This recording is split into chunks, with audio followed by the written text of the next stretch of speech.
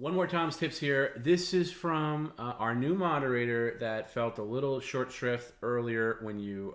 hey, Perry, we're over here. New moderator felt a little cheated earlier when you started yelling, but it says, apparently our new moderator, Chris Crocker, has got engaged to somebody and wants to announce it on the stream. Can you please let them do that? Chris, who's Chris Crocker? I never heard of this person. Well, it said here in the Tom's Tips, it was a new moderator. Well, what, are you hiring people and not letting me know who they are? You guys probably already know. This some is people bullshit. Google their last names and match them up. Not allowed. And Not allowed. confession. Like, First of all, I just want to say that it's bullshit that we are expected to explain ourselves. Let me just clear that out. But it's true, some people Googled my last name and Scotty's last name and matched them up. And it's true that we're biologically brothers, but spiritually, we are more than brothers. And I'm not afraid to say it. I'm not promoting incest by any means, but I am promoting love. And I believe that you can't help who you love, what you love, whether it be a family member or a ghost. And I mean that from the bottom of my heart. I've never loved a ghost, but I have, and I do love my brother. And I don't see him as a brother. I don't see you as a brother. Just so you know. I don't see you as a brother. I never seen you as a brother. When we were little and we showered together, when Mom was watching like, you, wow. I was looking at you.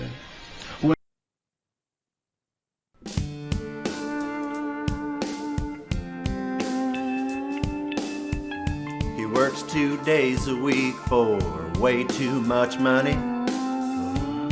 He never starts up early, he's always late.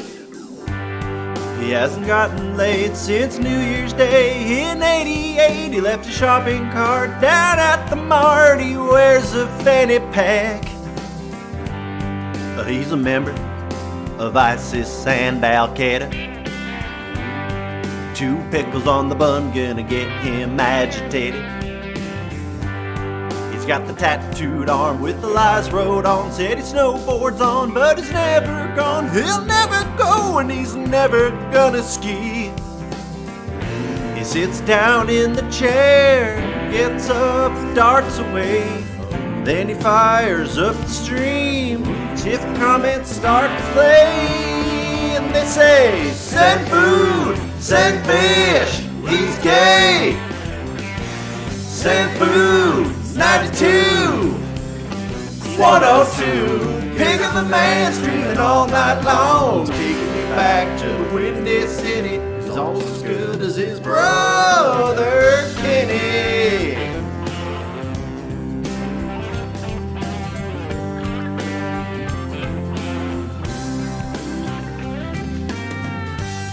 He's got a grocery degree and a $10 tiger painting. Did some stuff with dogs in the past, might need explaining. He'll scream and yell, you can always tell he's about to tell what happened back at Haagen-Dazs back when he shit his pants. He's the product of the boomer generation. Guys like Tony Hawk might get him agitated. He's got the gay man's walk from the stiff hard cock. He's proud he sucked and fucked a man, Randy Callahan, in 1992.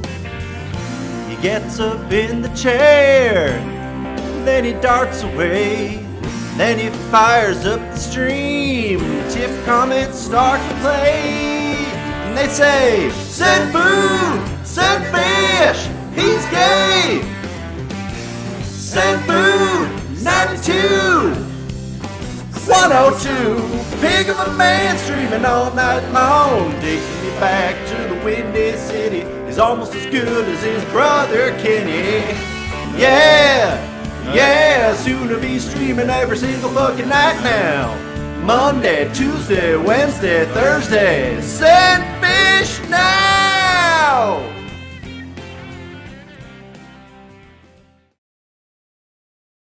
All right, guys, thanks for sticking around. I know he was a bit of a handful tonight.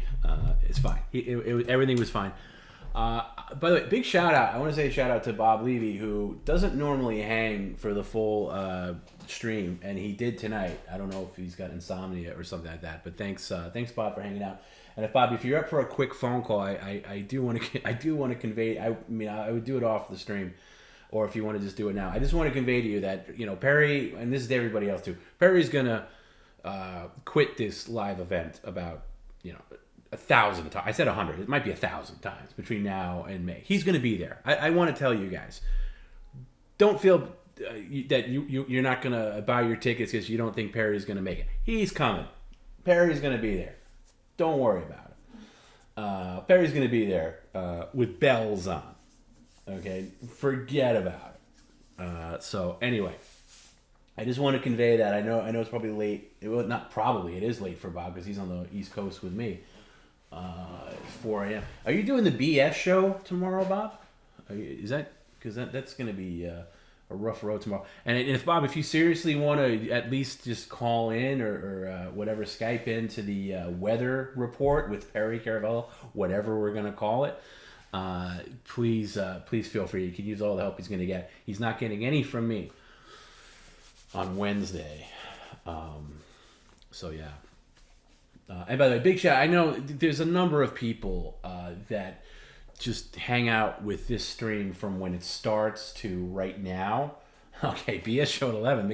I gotta say, give it up to Bob Levy. He really is like one of the hardest working dudes. Like between stand up comedy and streaming. I said he has 27 shows earlier. It's maybe not 27, but geez Louise. Got to give it to him, man. It's amazing how many shows he does, and again, Perry doesn't have that kind of work ethic.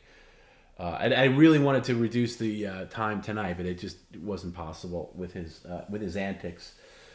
So anyway, it's incredible. So yeah, Jim and I were going back and forth on what different shows could be. Kind of like how on the Shuley network, it always seems like they have like, hey, it's a new show, whatever that they do, and like Perry could just come up with his show. Of course, we all know the weather show is going to be. By the way, it could be great. It could be great, and I am going to do something behind the scenes where I'm going to at least run the stream and I'll play the comments that come in, but I'm going to have zero communication with him whatsoever. Maybe like in a text-based thing. But say goodnight to Bob Levy. He's got to be up early. He's got to do tune into the BS show with Bob Shuley and Mike Morris tomorrow at 11. It's a good show. They just kind of shoot the shit. I'm sure they're going to play clips of PCL tomorrow. So give that channel a subscribe. By the way, thanks to everybody that subscribed to PCL on YouTube and getting us to that milestone of 7,722 subscribers. It's probably past that by now. Let me see what it is, but I really enjoy that. So anyway, good night, Bob. We'll talk to you soon. Let me see what it is. Oh, 7,784.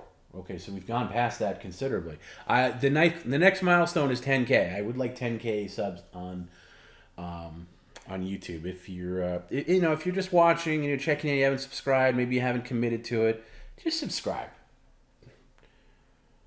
I hate those YouTube channels that are constantly hitting you up to the with the subscribes and like and blah blah blah blah blah. But it does help.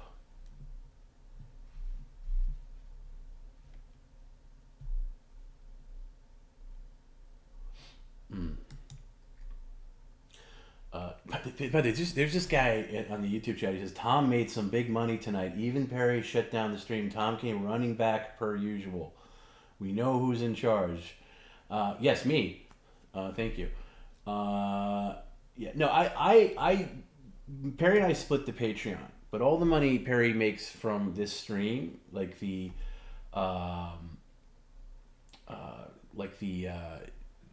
tip comments and all that. That all goes to Perry's savings, and all the stunt offers, that goes directly to Perry's like Venmo or PayPal. So he's the only one who benefits from this stream directly. And if ever the YouTube algorithm gods can, like, God forbid, monetize a stream where, he's not cursing up a storm, or if YouTube ever says, like, hey, you know what, we're going to allow a guy that drops every curse in the book, constantly, then we'd be golden. But for right now, it isn't. And again, keep in mind, Perry's a life commitment for me. So it's not just the money in the moment that comes in. Like, he's got to build up a savings account. And on top of that, I need to make sure Perry gets even a house of some kind, like, not like a mansion, but like a small house, a place that he owns. So I'm not contingent on him renting from a place that, believe me, that management company, like, can't stand him. Like, if they could find a way to kick him out, they would. And I'm very cognizant of that. So a lot of the savings that are built up from the stream is going to go to that. Perry buying, he's going to need a car at some point, even though he just put like about $2,000 worth of tires on a 2000 Corolla. So hopefully the car is good for him. But eventually he's going to need a new car. Eventually he's going to need something that he owns, something that, there's not a landlord that says, hey, you got to leave. So that's where all that stuff comes from. Not that it's anybody's business. It's certainly not this guy's business. But I just, want to make that clear. I have a full-time job. I'm not going to be kicked on the streets anytime soon. But no, I don't get anything from PCL. Again, hopefully at some point, it could turn into a thing where everybody makes out okay. That would be great. But, we're on the way. So, hey, getting back to the liking and subscribing, that's the way to do it. How am I doing, Jake? I'm doing okay. I didn't get a lot of sleep last night because my young guy, Teddy, who's 5 years old, I think he overdid it on the pizza. He had pizza last night, and he was just throwing up, like, uncontrollably, like, to the point where it was like all over the place. So that was after Perry did that Simcast last night, and I had to clean that up and stay up with him a bit. And so I took a little nap today, so I'm okay. I'm okay. It's fine. And again, this other guy, and I'm only mentioning this because I find it amusing. It's like Perry's life was better before Tom ruined his disability and extorts him through threat of loss of money. Believe me, if I can rewind the clock and get his disability back, that would make life a lot easier for me. Him losing his disability was like the worst thing ever for me. I certainly did not cause him to lose his disability. But that's a great detractor narrative. I wonder what kind of fan I wonder whose fan you are to come up with that kind of narrative. It's really not that hard to draw a conclusion there. But anyway, by the way, all my stuff, everything I say, by the way, is backed up by 100% fact because, for that period of time especially, every phone call I had with Perry was recorded. In fact, every phone call I had, period, was recorded because that's the software I had on the phone. So if I wanted to, I could go back and make an audio history of Perry, where we arrived to and all the players involved. Believe me, I can back it up, 1,000%. Yeah. So it sounds like me as a pizza. If you put pizza around me, So Teddy's into this place called Rico's Pizza, and it's local. I don't know if it's a chain or not, but they do what's called Connecticut style pizza. It's very thin, and he doesn't like real pizza. He likes like crappy frozen pizza. But this place, it's like very, very thin crust, and he just annihilates it. He likes pepperoni pizza, and he just ate a ton of it. And he seemed to be a little still off today. So there were times during the stream I had to just run in and take a look and everything like that. But by the way, I'm not here by myself. My missus was looking in on him too. That would talk about abuse. That would be real abuse if I was like a single parent and I had a kid here and I'm doing the stream instead and letting the kid off to his own devices. Yeah, it's not called Uncle Rico's Pizza. It's just Rico's Pizza. It's not for me. I don't like it. I don't like it at all. Not my style. But yeah. So anyway, and by the way, thanks for everybody that had the really nice comments about Perry on Chrissy Marr Simpcast last night. There's a couple of people that contacted me, and I just want to bring this up real quick, that were like people that I know, were like, oh my God, why are you letting Perry going on these like far right political shows? I don't know anything about how far right anybody. I guess Chrissy may have an opinion on politics, or like Steel Toe was another one. I don't know anything about Steel Toe. The only thing I knew about Steel Toe is the guy who hosts the show, Aaron, had been asking for Perry to come on for a long time, and I didn't really respond at the time because I was like, oh, I don't really know this show. A lot of people ask. I think I mentioned this last week. And I said, okay, well, and then that's right around the time where, Perry started getting a lot of play on the Shuley network. And then, I spoke to Shuley and Bob, and they wanted him on. And I said, well, in fairness, we do owe Perry's appearance on Shuley network first. And it was right after New Year's. And we took a little hiatus in January. And I wrote to Aaron from Steel Toe, and I said, listen, I'm obligated, to have Perry on this thing first, but I thought he was a part of that universe, like the Dabbler universe. That's, and I thought they were all friends. Apparently not. But anyway, so I said, hey, when we get back, absolutely, we'll hook that up. And when we came back, you got to be a man of your word. You got to be a man of your word. If you give your word to somebody, it should mean something. So I wrote him back, said, hey, Perry can go on, and I didn't really look into it. I don't watch political stuff. So, but I don't know. I guess they're like super conservative. And all I can say is this: if you're so consumed over the political leanings of an entertainer or a broadcaster, and it turns you off to that person for that reason, I mean, really think about it. I mean, and by the way, if the show is all political, then yeah, I get it. Like, I'm not going to watch a show where it's completely against my ideology or values or anything like that, if it's all about that. But if they're doing like a comedy show and kind of like an overall show, what's the big deal? Like if that person votes a certain way or supported somebody that you don't like, I mean, kind of, you got to get over it. It's so, I just find it so draining, personally, to, and by the way, I've been guilty of this in the past. I'm saying this to somebody who is recovered from this. Like, oh, I hate this person or I hate that person because they voted for so-and-so, or they're this, they're far left, they're far right, they're whatever. If and I'm talking about actors or whoever, podcast hosts, and if I really had that, that mindset, I wouldn't watch or listen to anything, music or anything like that, because you get so caught up in it. And it's something that I think really catapulted with the whole Trump movement, not to get political, but once that started happening, I think that's when you really saw that divisiveness, and just in entertainment. Like, oh, I don't like this actor anymore. I used to like him, but I don't like this actor anymore because they vote a certain way, or they spoke out that they support XYZ. And I'm not even saying left or right. I'm just saying in general, it's so stupid. And as far as like Perry going on like Chrissy Marr, I support anybody that's cool with Perry. Anybody that's, and by the way, she was great with him. She wasn't just good. She was great. That was his best appearance ever. And I'm including Jimmy Kimmel, who he had good appearances on there too. He was great.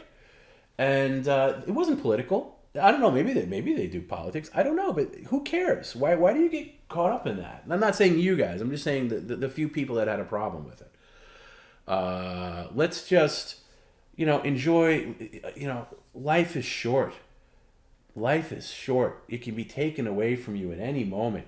Just enjoy some stuff. If something makes you laugh, if Perry makes you laugh, like there are people that like tweeted him, and of course I didn't give this any play, but like there are people, oh, I'm done. I'm unsubbing from Perry. I'm unsubbing from everything because he's going on these shows.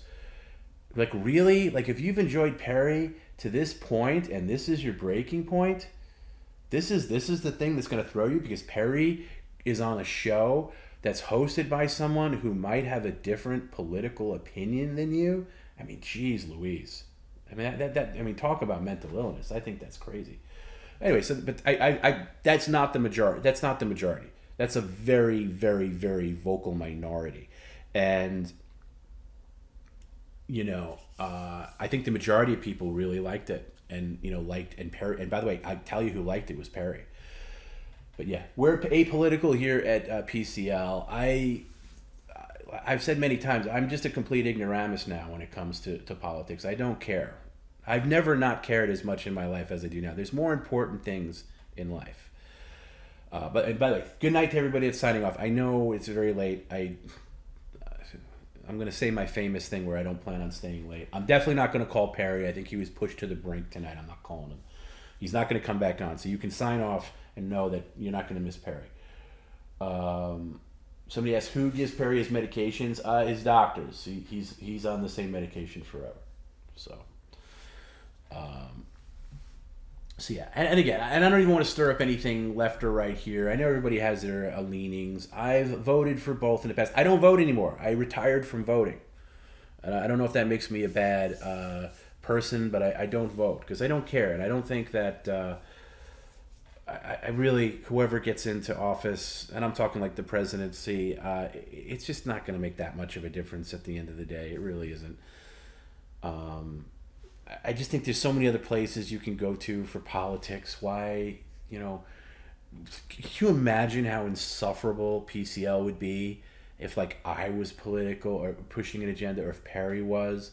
It would just, that would be ridiculous. That might be entertaining if Perry was, but it would be insufferable. There's got to be places where people can go and just have fun, and people of all different kinds of, you know, ideologies and things. It's just so fatiguing. It's exhausting, you know, when you get caught up in it.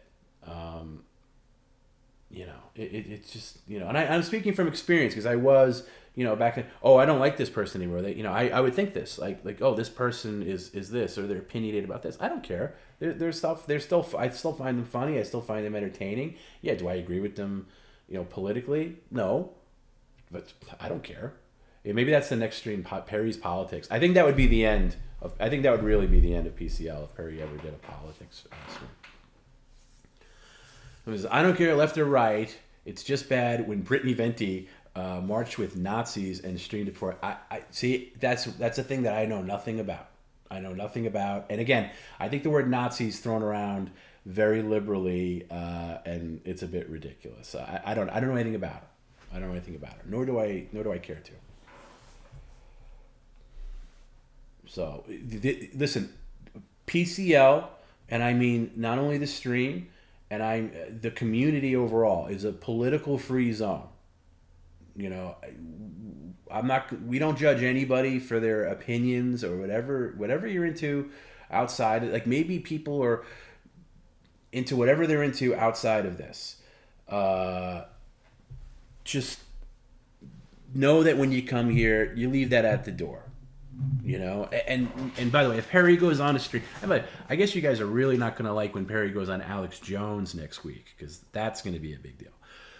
No, I'm just kidding about that, by the way. See, there are lines. I'm not going to put Perry on Alex Jones. I'm not going to put Perry on Gavin's solo show, although Gavin with Kumia might be a different thing.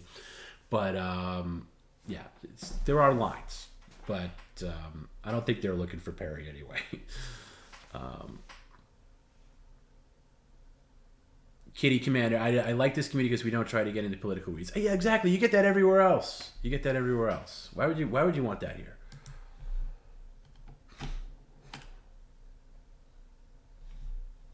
It's just such nonsense.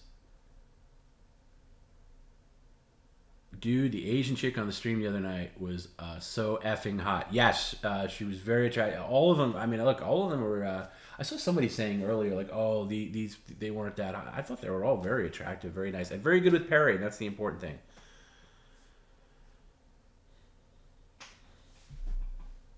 You know, Somebody says Perry just messaged you on Instagram. I don't doubt it. By the way, when Perry shuts down, that's kind of the first thing he's looking at is Instagram. So I can't. I don't want to check right now. I had a whole Instagram thing with him. Again, not to. I don't mean to overly plug our Patreon, but if you want more details on Perry's Instagram habits, we took some deep dives and some phone calls recently that I posted on Patreon, and that's exclusive to there, so you can take a look. Somebody says, glad you sound more lighthearted today. Did I not sound lighthearted on Friday? Maybe I didn't. Yeah, I'm lighthearted today. I'm everything's fine. Everything's fine.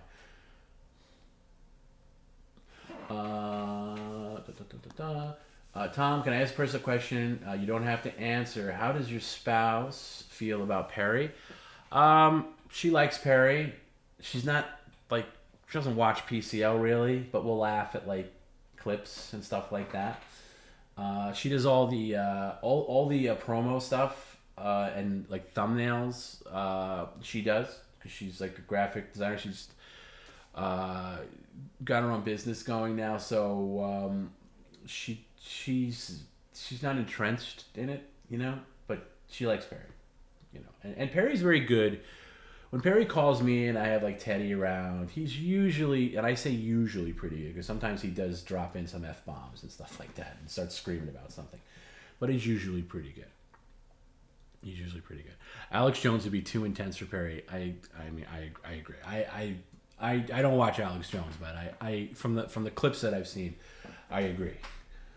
It would be funny if there was some conspiracy theory going on with thing. Oh, Kitty's coming to Pottstown. Got my VIP ticket. By the way, can you believe how goddamn cheap those tickets are?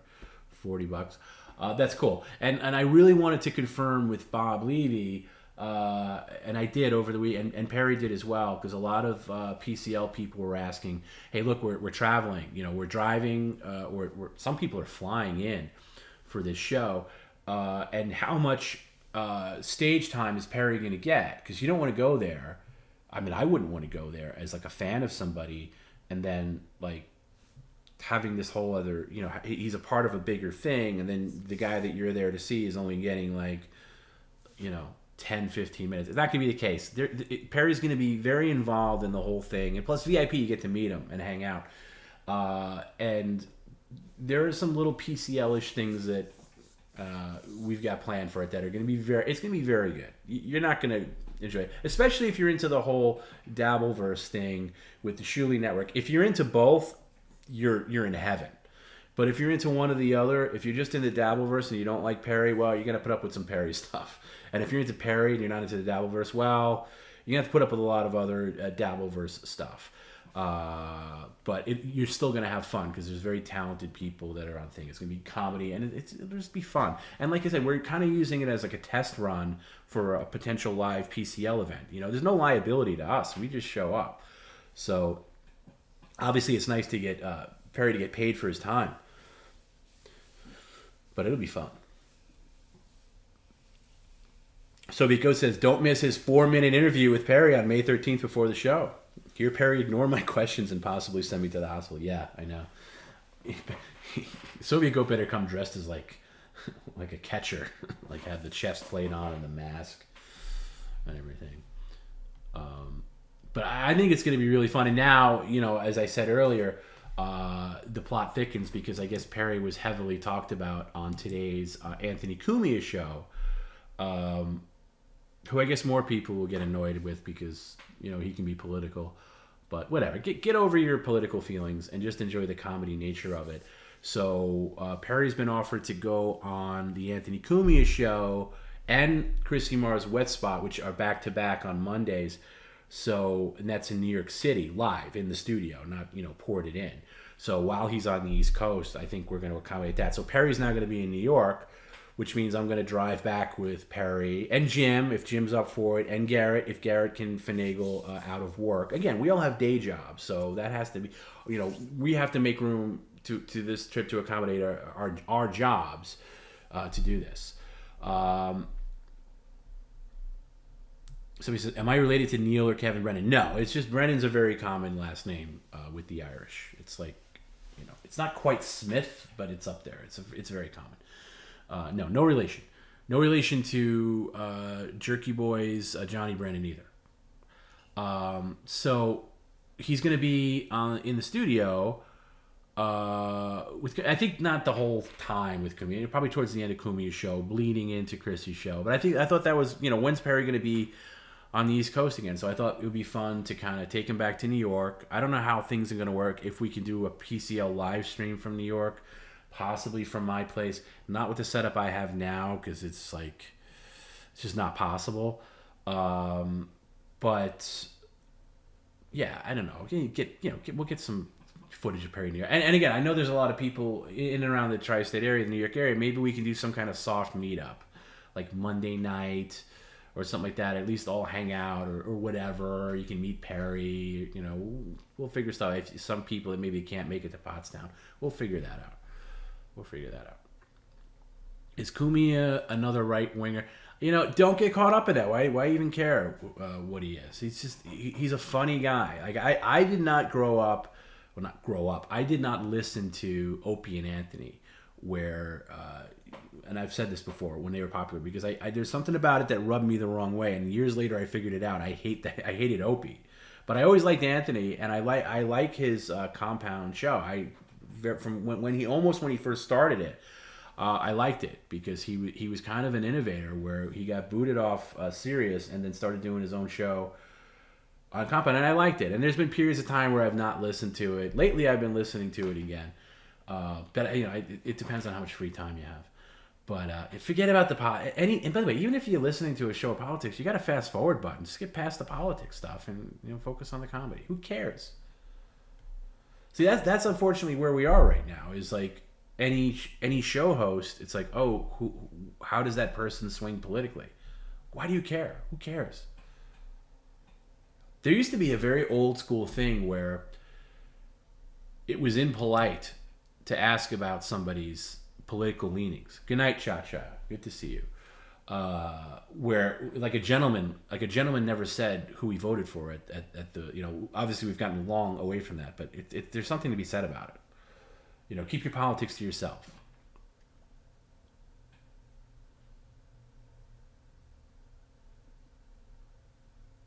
Don't get caught up in your feels. So is Bob a right winger too? See, now people are just being funny about it. Yeah. Anyway, don't get. That's just my advice. You don't have to take it. That's just my advice. I have led a much more happier existence, not caring about politics on any spectrum, whether in the news. I mean, obviously, I'm going to follow big news stories just so, I'm not living in a bubble, but it's hard to find unbiased news. Somebody says, I had to decide to quit voting too. Identity politics got out of control for me. Yeah, politics overall got out of control. Plus, I live in a state that it doesn't matter. I live in New York. If I lived in a swing state, maybe I'd vote again, but yeah.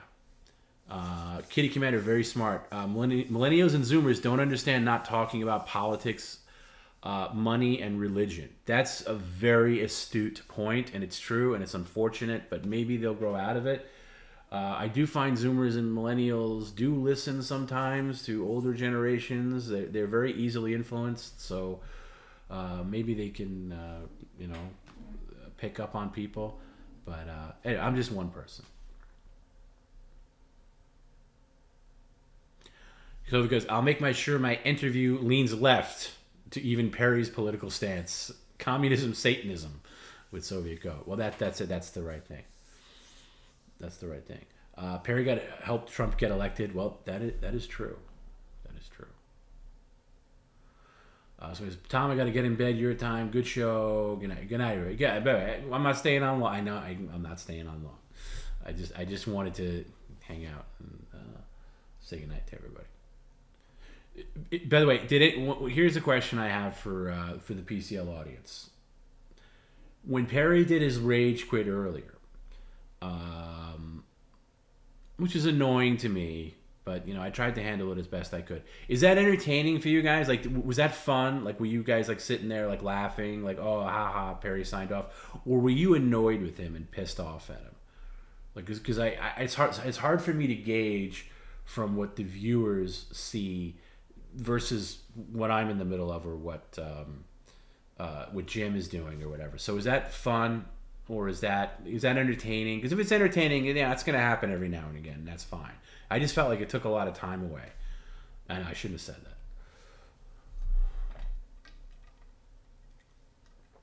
that. But if it's fun to people, whatever. TomB, you've been kicking some real goals, getting Perry on.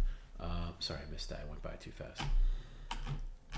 Oh, Jim says it makes him laugh. Okay, well, that's good. TomB, you've been kicking some real goals, getting Perry on these other streams channels lately, getting more exposure. Yeah, good. That's what we're trying to do. And it's a team effort. It's not just me.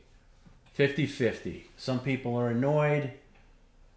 First time it's fun, it gets old quickly. I agree with that. But by the way, first time it's fun, it gets old quickly. How many things can you say that about PCL? Grimace was laughing. Okay, good. Okay, good. Yeah, I tried to keep it light and keep it together. I wasn't going to lose my cool, lose my mind.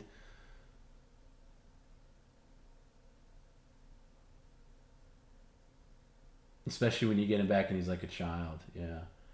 Does Tom not read YouTube chat? No, that's correct. I do not read YouTube chat. I don't. It's hard for me to follow YouTube chat during the stream, but if I do after hours, I do look at it. So that's your answer. But it's not integrated into the mainstream. So normally during the stream, I'm not really paying attention to it. So half funny, half annoying. Okay, mixed bag.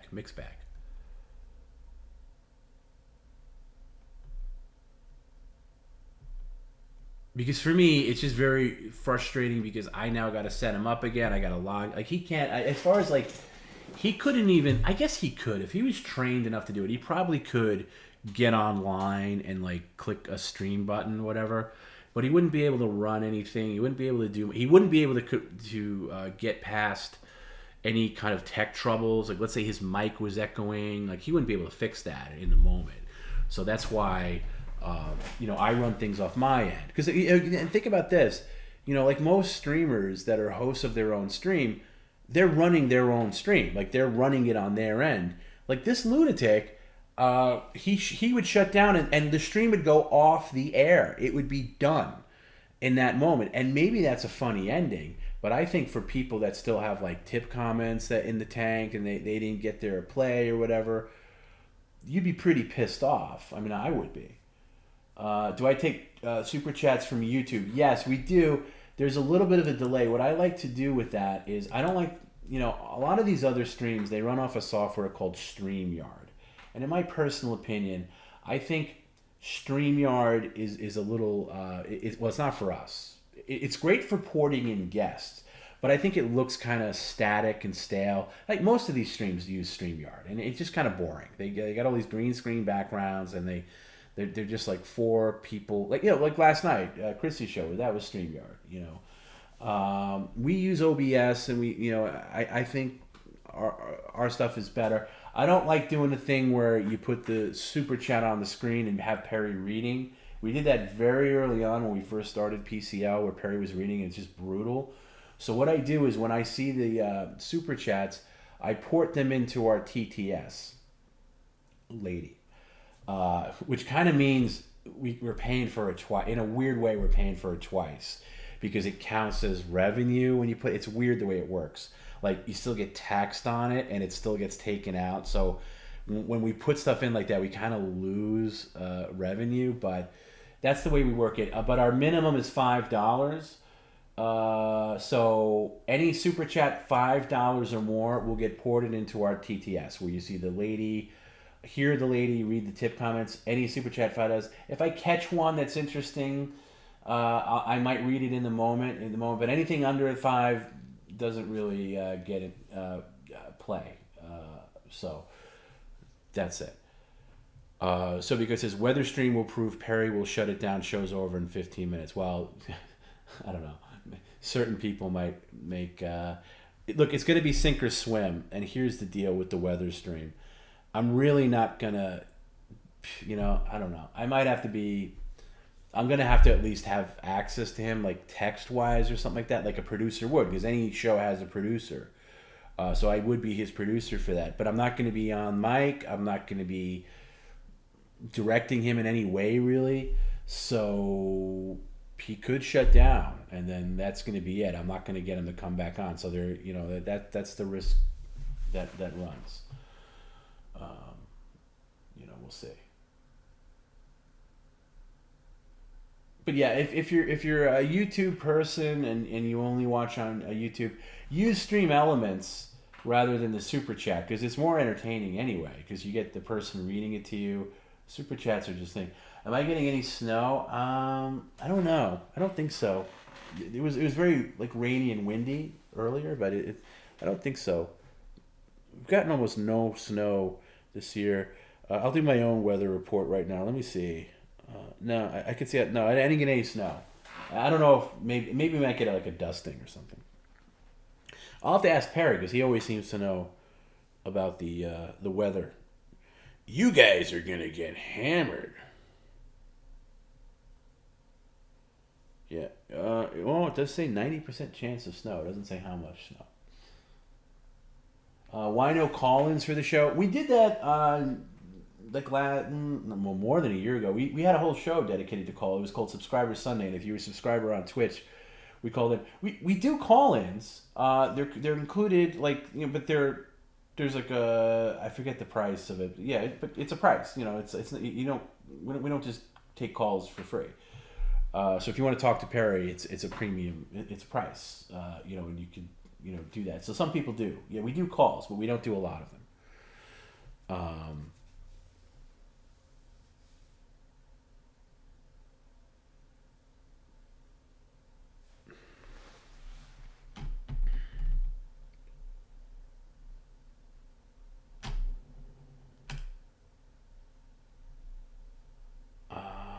What's this one? Tom was a good man. Stopped the stream to keep Perry's privacy. When was this? I'm way behind on the thing. The real scary thing would be thinking he shut off the stream. Did I do that? Maybe. I do protect Perry's privacy. I know it doesn't seem like that. Says the guy that posts his phone calls with me on Patreon and voicemails and has the Instagram scam squad looking at his DMs. In one side of the mouth that, but also I do try to respect his privacy on certain things. Okay, here Jim confirmed. Here's the deal with phone calls. And by the way, the phone calls are a part of Tom's tips. So Jim and Garrett get a cut of that. So if you're a VIP on Twitch, and there's a ton of VIP candidates. We will get back to that for Twitch. I assure you. But it's $40 for a call with Perry on the stream if you're a VIP. $50 for everybody else. Now think about that, and then think about the fact that those friggin' tickets to Pottstown are $40 for VIPs. Insane. Did Kenny really steal his money? Well, that's a relative thing, You could say yes. It wasn't a straight up steal, but the short story is. And by the way, you can go and look at the stream from. I think it was June 26th. I think it was the first stream we came back from after we took a couple of weeks off in June last year, where it came up that Perry played this land. I don't know. Kenny was always brought. Keep in mind, his family. He comes from a family of just losers and grifters. Outside of his mother, who seemed like a decent woman, and maybe a couple of his cousin Mark's a good guy, but it's just they're just not great people. So anyway, and Kenny was on disability or some I forget the ins and outs of it, so I'm going to paraphrase. Basically, Perry had money that was inherited from his uncle, and Kenny had this land deal opportunity sometime in the 80s. Tells you how old Kenny's considerably older than Perry. And Perry's mother convinced Perry to loan Kenny the investment money to get this land, and held on to it. Now, at one point, Kenny says sometime in the 90s that Perry was repaid for the investment, but still, the land stayed in his name. And it stayed in his name so it wouldn't mess up his disability, Kenny's disability. So, anyway, flash forward years and years later, just this past year, 2022, and there was a lot of things going on with me in June of that year. My mom was having a pretty scary surgery, and it was when she was really starting to decline, and that's why I had to take some time off. And he was calling me and saying, like, hey, Kenny got in touch with me, and he wants me to sign this document, sign this paper over to him, because he's selling this, he wants to sell this land, but he can't because it's in Perry's name. And he called me at a time where I can't remember exactly what was going on, but I think I was with my dad, and I was in a very important conversation, and Perry called me, and it was one of those times where I just said, Perry, listen, I can't talk about this now, but listen, don't sign anything, don't do anything until we talk tomorrow, which was like the next day, whenever this was. We weren't streaming at the time. We had taken a few weeks off, and he said, okay, I won't. I said, this doesn't sound right. And I didn't know anything about this land thing until this call. He was throwing a lot at me at a time where it was hard for me to... I'm not a great multitasker. I've learned to become a great multitasker working with this. Like talking to Jim while the stream's going, about offers and crowdsources and what media share is good and what's not, and what... ideas and things going back and forth live in the moment, because Jim and I have a shorthand with each other where, we kind of just almost share the same brain when it comes to PCL, and we're back and forth. And then I got to, interact with Perry. I got to run all these things. So, but in real life, I'm not a great multitasker. So I said, Perry, let me call you tomorrow. And by the time I called him back the next day, so much stuff had happened. Kenny had sent a woman, and I forget if she was a notary person or whatever. She met Perry at Denny's, had him sign this document, and he signed it. By the time I called him the next day, Perry had met with this woman who was sent by Kenny to sign over this land transfer to Kenny, and it already signed. And I was just shocked. I was like, Perry, how could I have made myself any clearer? How could I have made myself any clearer? Don't sign this thing. And he did it. And that's Perry. Look, like today on the stream, he got those blind things. And I said, Perry, let's do this. And I was going to record it even. Like, maybe we can record this or, put it on Patreon or something like that. And he had already done it. And then when he did it on the window that's not facing the camera. And probably did it wrong. So, but anyway, that's the, I might be missing a couple of beats of it because I don't remember. I don't remember every little detail. That's the best. And even like his cousin Mark, who's the decent guy, and me and Mark kind of manage Perry's like finances and all these other things. And I even said to Mark, I was like, Mark, listen, man, like, like this is effed up. And I have a whole series of phone calls that Perry made to Ken. It got real. And I was going to put them on Patreon, and then, I was like, I don't know, this might be a little too much. But I'll have to revisit them and see. Maybe I can put them on. Because there is one where we're not on the stream, but Perry is calling Kenny while I'm on the phone, and he's tearing into him. Like, you mother effer, you effing thief, you better pay up or you're going to get sued. Anyway, so Kenny's not a good guy. But Kenny and Perry didn't really have a relationship anyway. By the way, if Perry and Kenny had a relationship, Perry would figure out pretty quickly that Kenny doesn't have a stream, But But they never thought. I mean, the one when Perry was on, I mentioned this a number of times too. When Perry was in really dire straits, where he was like, gonna go homeless,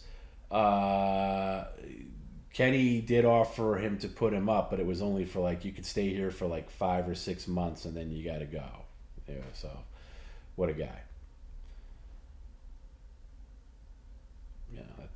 That's where we are with that.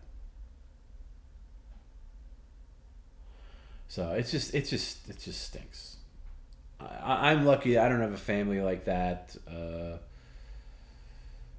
For people that do, I'm sorry. That's just the lottery of life. You can't choose your family. And sometimes I've heard stories of people just get the worst just like shitty parents, shitty siblings, and you got to really admire the people that come out of that as like really decent people.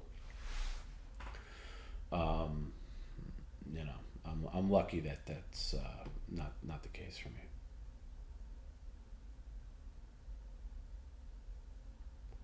Stay here on my couch. Meanwhile, Perry has land in my name that I could use. Yeah, right? Yeah, Jim says it right. Yeah. I didn't even know about the land deal at the time. The land deal I knew about when basically Perry called me.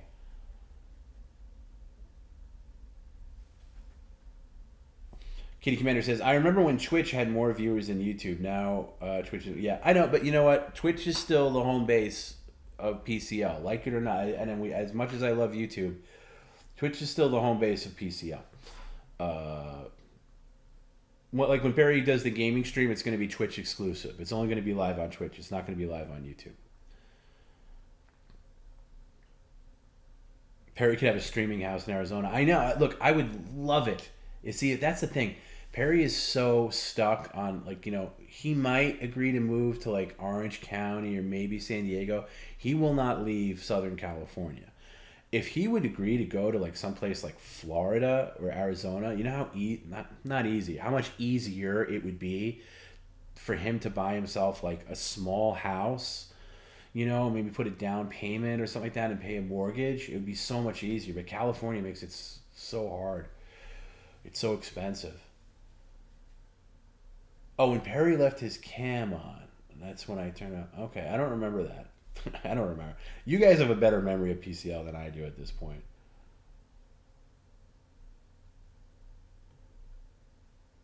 Somebody says, how do I become a VIP? Well, VIPs are chosen. Basically, Jim and I look at, people that have really contributed to the stream, are always here, talk, big, in the community, just really a part of PCL overall, and it's just a little honor to like, hey, this person's a VIP. This person stands above the rest. Will I put the gaming streams on Patreon? Yeah, sure. No, look, the gaming streams will probably eventually go to YouTube, but pre-recorded, like live, it's going to be on Twitch. That's what Twitch is. It's a gaming platform as well. Hey, Tom, do I have a beef with Don and Maul? Sorry if it's been asked a million times. It has been asked a million times. I went into it ad nauseum last week. You can listen to that. I actually put it by request. I'm going to start putting some more recent after hours on my YouTube channel. I'm never going to promote them. I don't put a lot of effort into them because, as I've said, I think after hours is more for live, after like a detox from the stream. But some people have requested some recent after hours. I don't have any problem with that. I'll post all the after hours in the world on my channel. If anybody wants to watch them, great. If not, I don't care. It's not something I'm ever going to put a lot of energy into. But yeah, I did talk about that a lot last week, so you can listen to that. And by the way, I have no problem with Mo. I love Mo. Mo's a good guy. Very, very not good guy, talented guy, and likes PCL. So definitely no problems with Mo. But yeah, it's been asked a million times, and I'm not gonna get into it again tonight. But yeah. Last after I was a roller coaster. Was it? I listened back to a little bit of it when I posted it, and I just wish I was a little more alert. I felt I was very ummy and not broadcastery. Like, and I don't pretend to be broadcastery on after hours, but I was very like and I was like, Jesus Christ, how does anybody listen to this? But apparently some people give a crap about after hours, after the fact. I think it's cool right now live because I think we're all hanging out and it's a good way for me to detox from Perry and from the stream, and that's why I appreciate you guys hanging out. And eventually, one of these things I'd like to do is play the pilot. You know what? Maybe I'll show a snippet of it. I would at some point. It's going to require Jim to have the right setup and Garrett to have the right setup, and me. I would like to do a PCL podcast, like that we go live on YouTube, and it's just us. Maybe Perry coming in. Maybe I mentioned this last week. I would like to do that, or at least make other things. It was raw. Was it really that raw? I don't know. I don't remember every in and out of it. But I never listen. I never listened back. But if you guys liked it, a lot of people liked it. I got a lot of comments last week. Thank you for the after hours last week.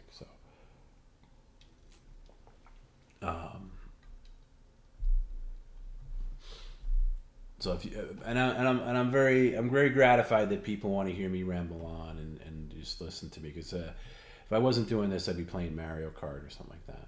Maybe I'll do that. Maybe that's a better way to do this than like watch this stupid car driving down. Maybe I'll just play games as I talk.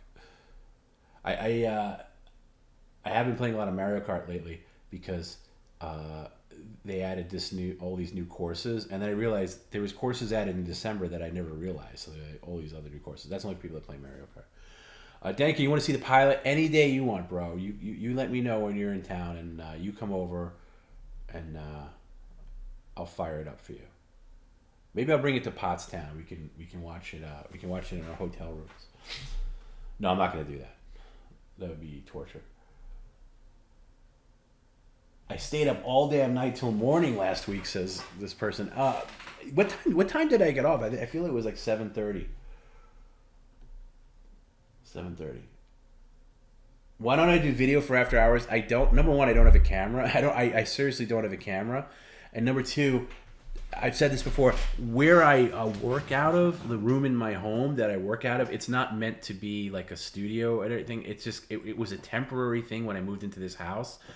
And a number of things happened where, I was supposed to get this office set up, and it never came together for various reasons, money and all these other things. So it's been a very slow process.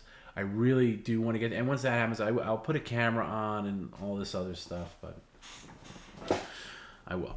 Tom, you're gonna smoke a blunt at Pop? No, I won't. No, I'm not a smoker. I don't enjoy smoking anything. But you guys do you. I don't judge.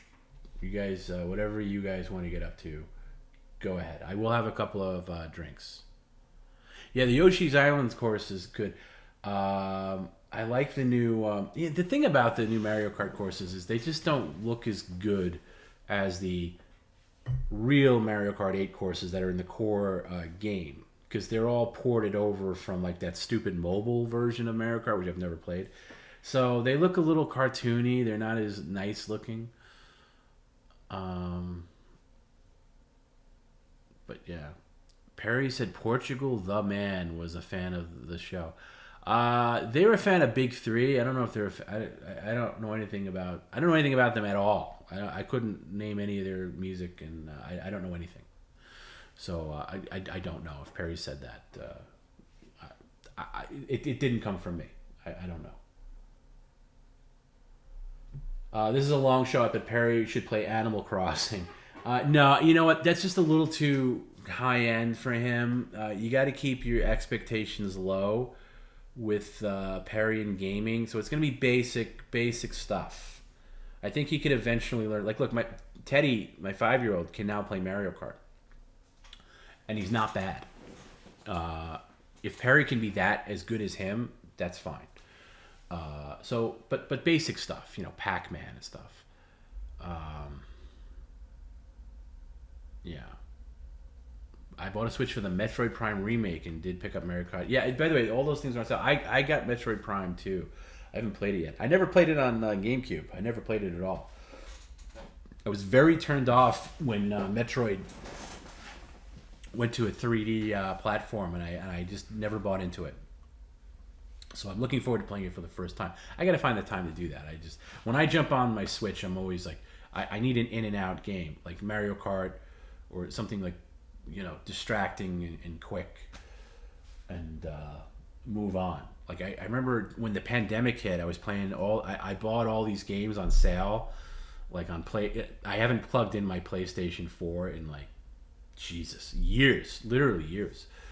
But I bought all these games, like, when the lockdown first happened, like, I'm going to be doing this. And then I never really, I played a couple. I started playing Doom, like whatever the Doom game that came out, Doom Eternal maybe. And I got up to a certain point, I just never returned to it. So maybe someday. See, Red Dead Redemption 2, somebody mentioned. I did buy Red Dead Redemption 2, never played it, never turned it on. I bought it because it was on sale, but I never played it. Yeah, see, people mentioning Dark Souls, I mean, look, maybe eventually, but it's baby steps. I remember the PCL where Perry had to apologize for Teddy for yelling at him. Then halfway through the apology, he yells at him again. Yeah, that was only in December. That was very recently, fairly recently. I don't know where the pilot is. Honestly, I'd have to search through some hard drives to find it. I don't know where it is. I don't know where it is.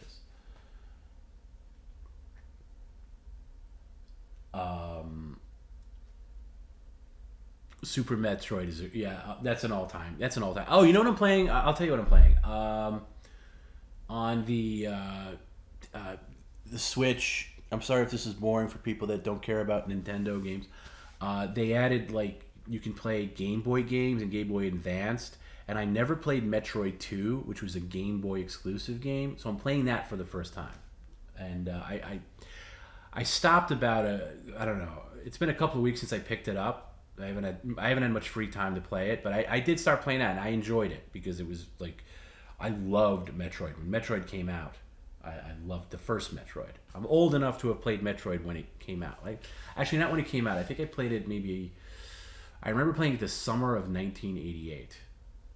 However old I was then, and just that when I think of the summer of '88, sometimes you just think of things that you associate with certain summers, and I just think of Metroid, because if it was a sunny day, I was out playing with friends, but if it was a rainy day, I was playing Metroid, and with very little resources, not like guidebooks or cheat guides or anything like that. I found my own way and played it. It was really just one of the most rewarding things ever. And then, of course, the spoiler alert, the ending to the original Metroid, you find out that the dude you've been playing as the entire game is really a lady, which is crazy.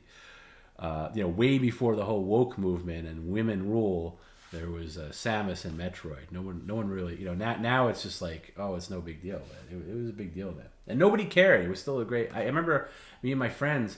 I remember, like, a friend of mine at the time was playing Metroid and was like, "Did you finish the game yet?"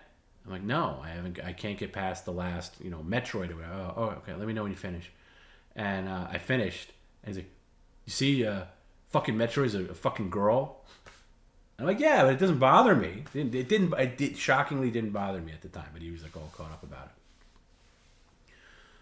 I'm still playing Pathfinder Wrath of Righteous. I haven't heard of that. It's really damn good, but you gotta, like, what kind of game is that? Because these games that suck you in, like, there's a new Zelda game coming out next month, I think, or maybe it's in May, and Tears of the Kingdom. And I haven't played the other Zelda game that came out on Switch originally, or was a Wii U game. Breath of the Wild. I never played Breath of the Wild, so I'm very behind. And I never got into 3D Zelda either. I was always a 2D Zelda guy only. But yeah, and Metroid Fusion, somebody mentions. I want to play Metroid Fusion, which was I never had any handheld Nintendo. I had a GameCube, but basically it was just to play Tetris. I never played Metroid Fusion. I'm looking forward to that. And I've never played Metroid Dread, and I would also like to play. So a lot of Metroid in my future. How do I feel about Smash Bros? I bought Smash Bros, the one for Switch, when it was on sale. I don't like it. I just don't like the fight. Like, there's other fighting games that I'd rather play Mortal Kombat. There's something about Mario fighting Samus or Link or Yoshi fighting this or that just rubs me wrong. And there's also all these answers. I'm not a Pokemon guy. I'm too old for I'm way too old for Pokemon. So all that crap that's in there, I don't care. I never got into it. I've tried to play it. I got it for Perry. It's on Perry's Switch, so maybe maybe he'll play it. It's not. I think I'm a little too. I think I'm a little too old for it, to be honest with you. It just wasn't in my wheelhouse. The one that I remember playing the most in like in the late '90s was GoldenEye. But yeah, maybe I don't know. But I never played. The only Smash Brothers I ever played was the Switch one. I know there's I think people worship the GameCube version. I never had that. I had the GameCube, but I never had that version. Mortal Kombat is life, somebody says. I'm honestly, as far as all fighting games go, to me, the temple is Mortal Kombat. I think Mortal Kombat is the one that nailed it. I know people stand by Street Fighter 2. Jim's crashing out. He's going to do the Irish goodbye. Actually, no, he usually does the Irish goodbye. He's actually saying, good night, Jim. Good night. Sorry for hearing my keyboard typing, but good night. I think Mortal Kombat gets it right, especially Mortal Kombat, like the past, like Mortal Kombat 11. And I play it on the Switch, and I know that's not the... Because you know what? It's always on sale. It's like $9. So I remember just buying it like a year ago, and I play it all the time. It's just another like in and out game, and I could play it with my wife, play it with a friend online or something like that, and it's great. And I don't know what I'm doing. I'm definitely a button masher, but I really enjoy Mortal Kombat. And Street Fighter's fine too, but if I had to pick, I'm definitely more of a Mortal Kombat guy. And I go through different characters that I like using. And they get a little gimmicky, to be honest with you. I don't need a Mortal Kombat that has the Terminator in it and like Rambo and like RoboCop. That gets or like Jason or like Freddy Krueger. That gets a little much. I'd rather it just be Mortal Kombat characters. Oh, I also like what's the one? It's the same people that do Mortal Kombat. It's a Warner Brothers game.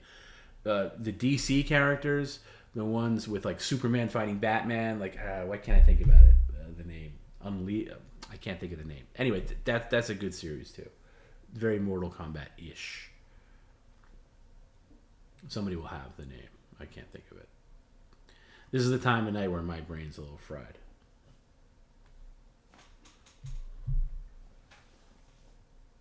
Injustice, thank you. Injustice is great.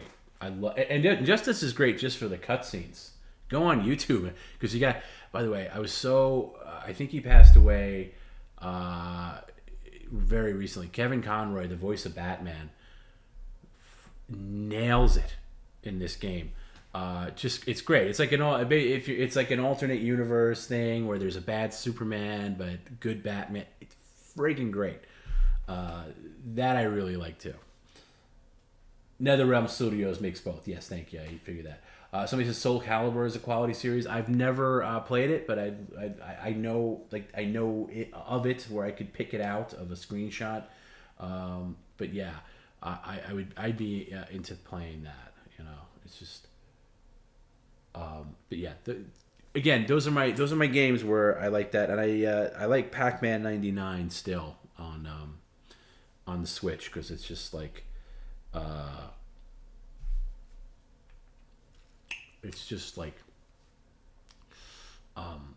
it's Pac-Man, but you're playing against 99 other people and you're trying to get and I've gotten really good at that, and that's another in and out game. I could pick it up, you could play it for 10 minutes and be done.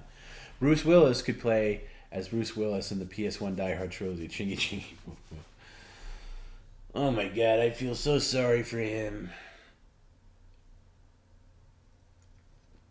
Yeah, I think I talked about it. They put GoldenEye out on the N64 online for the Switch, but it's completely screwed up. It's like, it's unplayable. It's again, they unfortunately they keep the controls exactly the way it was when it was released in like 1998. Where like up is down, left is right. It's just making me dizzy playing it, and you can like map the controllers to make it all different. I just wish it was that way out of the box. Apparently on Xbox it's fine. It's very modern, but it's very frustrating. Pac-Man 99 is addictive. Somebody, yes, it is addictive. Like there's times where I mean, Jesus, when it first came out like 2 years ago, I was all over it. Maybe even longer than that, I forget. Somebody says Fallout and Borderlands are the best post-apocalyptic. I remember when I got the PS4 and I bought Fallout 4 or something like that, and I started playing it, and then I was like, it just isn't for me. I'm just not I'm not into those long story games that are such a life commitment. But maybe I'll get back into it at some point. I just like I have a habit of starting things and then games and then not finishing them, unless it's a Nintendo like Mario game or something like that. By the way, I got my tickets for the Super Mario movie. It does look cute, but what's really fun about me is not about me, but as a result of me, Teddy is bonkers for all things Mario. And he is so excited for this movie to come out, this Mario movie. He can't stop talking about it. Like every day he's like, I am so excited for the Mario movie. I cannot wait for the Mario. When is it coming out? I said, I got tickets. We're going to see it, that Friday night. We're going to go see it at an IMAX. He is bursting with excitement. He's like, watch the trailers over and over again. I don't know. I think they might do a good job with it. It might be fun. Obviously it's a kid's movie. And I'm a grown adult, but I'm a Nintendo. Nintendo came in my life at the right time, and I've never ceased having loyalty for it. But yeah, the voice in Mario is. Yeah, I agree. I don't understand the casting, but I kind of do understand the casting of the Mario movie. I'm gonna get slightly not political, but opinionated here. With the Mario movie. So there's two things that strike me about the Mario movie, but both make sense. Okay, number one, the casting of Mario and Luigi's voice are not Charles Martinet, who does the voices for the games, but he only does the sounds that Mario and Luigi make. They really don't say very much. Mario says like "okie dokie," or "let's go," like that kind of stuff. And Luigi's like Mario, like very, very like Nintendo's been very smart not to have long dialogue with their mainstay characters like Link in Legend of Zelda or Mario, and they just keep these little things. And for long text, Mario mainly listens to other people talk. He doesn't really say anything in the games. Even like he'll be like, oh yeah, little things like that. So for a movie, you got to expand on that. And obviously, what Charles Martinet does is very like a playful, like pizza throwing, stereotypical Italian guy. That's not going to play. It's not going to play in a movie. You can't do a whole movie like that. Like, oh, Mamma Mia! You can't. It's just not going to work. First of all, people are going to call it out as like, oh my God, this is a stereotype. This guy's annoying. But I think the movie will interject like Charles Martinet, like you can hear him in the trailer, like let's go, okay, whatever, and so it's fine. So that's why they're doing it, so it's not like completely stereotyped. The one thing that strikes me though about the plot of the movie, based on the trailer, is it's weird to me that Luigi is the one that Bowser has kidnapped, that Mario has to rescue, and not Princess Peach. Princess Peach in the trailer is like tough, like. By the way, in the games, every single Mario game, mainline Mario game, is Princess Peach is this dimwit that oh no, and gets kidnapped by Bowser, and Mario or Luigi has to rescue her depending on who you choose. And in the movie. And by the way, it's fine. I don't think it falls in the category of woke at all. And God forbid people bring that agenda into Mario movies. It did strike me as funny though that in the trailer, Peach is the tough one. Like, oh right, we gotta go get Bowser, and I'm gonna teach you everything you need to know, Mario. Which does break up the tradition of Mario rescuing Peach. Now they're rescuing Luigi. But maybe it makes sense narratively because Peach needs to teach Mario about this whole world that he warps into.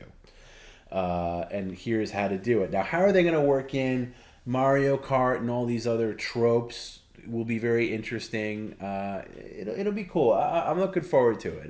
Just it's not. I'm not going to live or die by it. It's a kids movie, but I'm super excited because of how Teddy is excited for it. So I'm excited for that. But yeah, so long, Gay Bowser is my favorite Mario catchphrase. Yeah, that's hard to beat.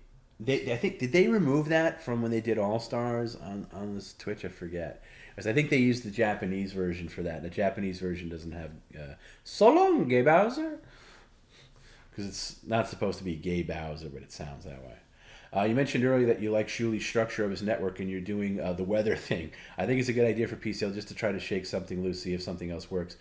Been on the media share cycle. Well, media share is always going to be a mainstay of PCL. Whether it's going to be a once a week thing, I don't know. We could change it up. I think media share works with PCL specifically because Perry can be engaged to it. It's a tricky thing because I do have ideas for other types of streams. And when PCL first started, it was all about trying to make them different. Like we had Time Travel Tuesday, and that was supposed to be when Perry would tell an old story. But when doesn't he tell an old story? Or Mailbag Friday, Mailbag Monday, or Subscriber Sunday.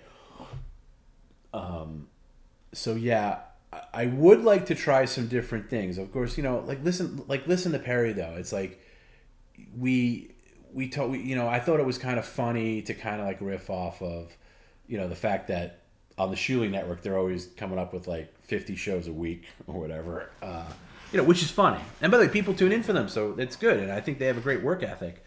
But Perry just doesn't have that. And when I first brought up the weather thing, because he perked up. Like, listen to when he talks about the weather. He was like engaged and energetic, and it just gave me the idea. Like, okay. And then first he was like, "Yeah, okay, I'll try that." And then within a half hour, he's like, "You're forcing me to do this weather stupid show," and it becomes that. And even though that's clearly not the case, I don't want people to think that I'm forcing the guy to do something he doesn't want to do. I thought it'd be fun for an hour on or so on Wednesday to have him come on and do the weather thing. I don't know. But yeah, it maybe do some other diverse thing. Well, the gaming thing will be that. The gaming thing will be very different.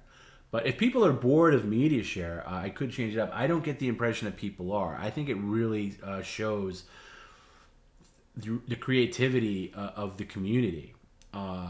Media share does, and I think it does challenge Perry in a way. Not challenge might not be the right word, but engages Perry in a way that normally wouldn't with just a regular comment. That's my opinion on it. I could talk about.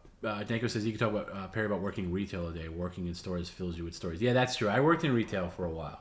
I have my own store. I worked in a video store for a very long time. That shows my age if I tell you I worked at a video store. Hey TomB, anything Perry do tonight that got wild? Shout out to the live show. Yeah, he rage quit tonight, which is a rarity in the middle of the show, and he was just like unintelligible. I had him on speed. Because when he rage quits like that, he also hangs up the phone. So I had to call him back, and then he was unintelligible on speaker. I mean, I could barely hear him. I don't know how it came out on the air. He was just like unintelligible, raging. It took forever to get him back, and then he was back, and yeah. So that was the crazy thing that happened tonight. Toby Keith knocking it out of the park right now, somebody says, which is true. A new Toby Keith video dropped, and I gotta say, the guy who does Toby Keith is just like otherworldly good. It's so good. That's why I like to play those at like the end, like give it an extra play. It's so good. It's so good. And also Black Magic Credenza it was great too. There was a couple more of those, which is also really good. Just really. It just, it showcases the talent of people out there that get into the Perry-verse, if that's what we want to call it, where it really just brings out, Danko just said it as I was going to say it, it brings out the best in the community. It really does. There's some just like standard ones or whatever, people know, but when people that really get into it, and I've heard this from people that work on their media shares, they take it really seriously. Like they spend weeks crafting one, thinking about it, executing it.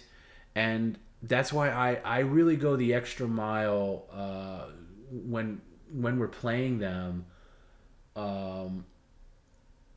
just so he's not yelling over it or something like that. And I feel bad when he does, and I always try to replay it if he does, because I know how much work people put into those. And it's amazing. It really is. Like, and these people are not like professional like comedians or content creators, but they're just great. Real Henry Ford says, I just subbed on Patreon. Thank you for that. By the way, we're very far from, we reached 7,772 on YouTube. Very far away from that on Patreon. Patreon has always been a select group of diehards that support the Patreon. And I do try to give a lot of exclusive content. But obviously, the media share is exclusive stream once it's live. Catch it live. But if you can't catch it live, it's archived on Patreon, as well as all anything not on YouTube stream-wise is on Patreon. And also, whatever, Perry and Garrett doing something, Perry doing a movie review, Perry going out to dinner, Perry giving me a voicemail or something.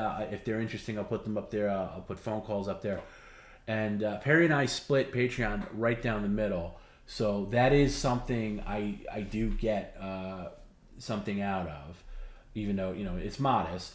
But I do appreciate everybody that subs for Patreon. So thank you. That's great to hear.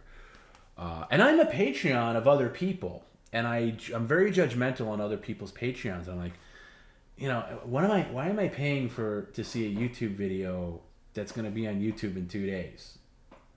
I get that Patreon is really meant for like, hey, if you want to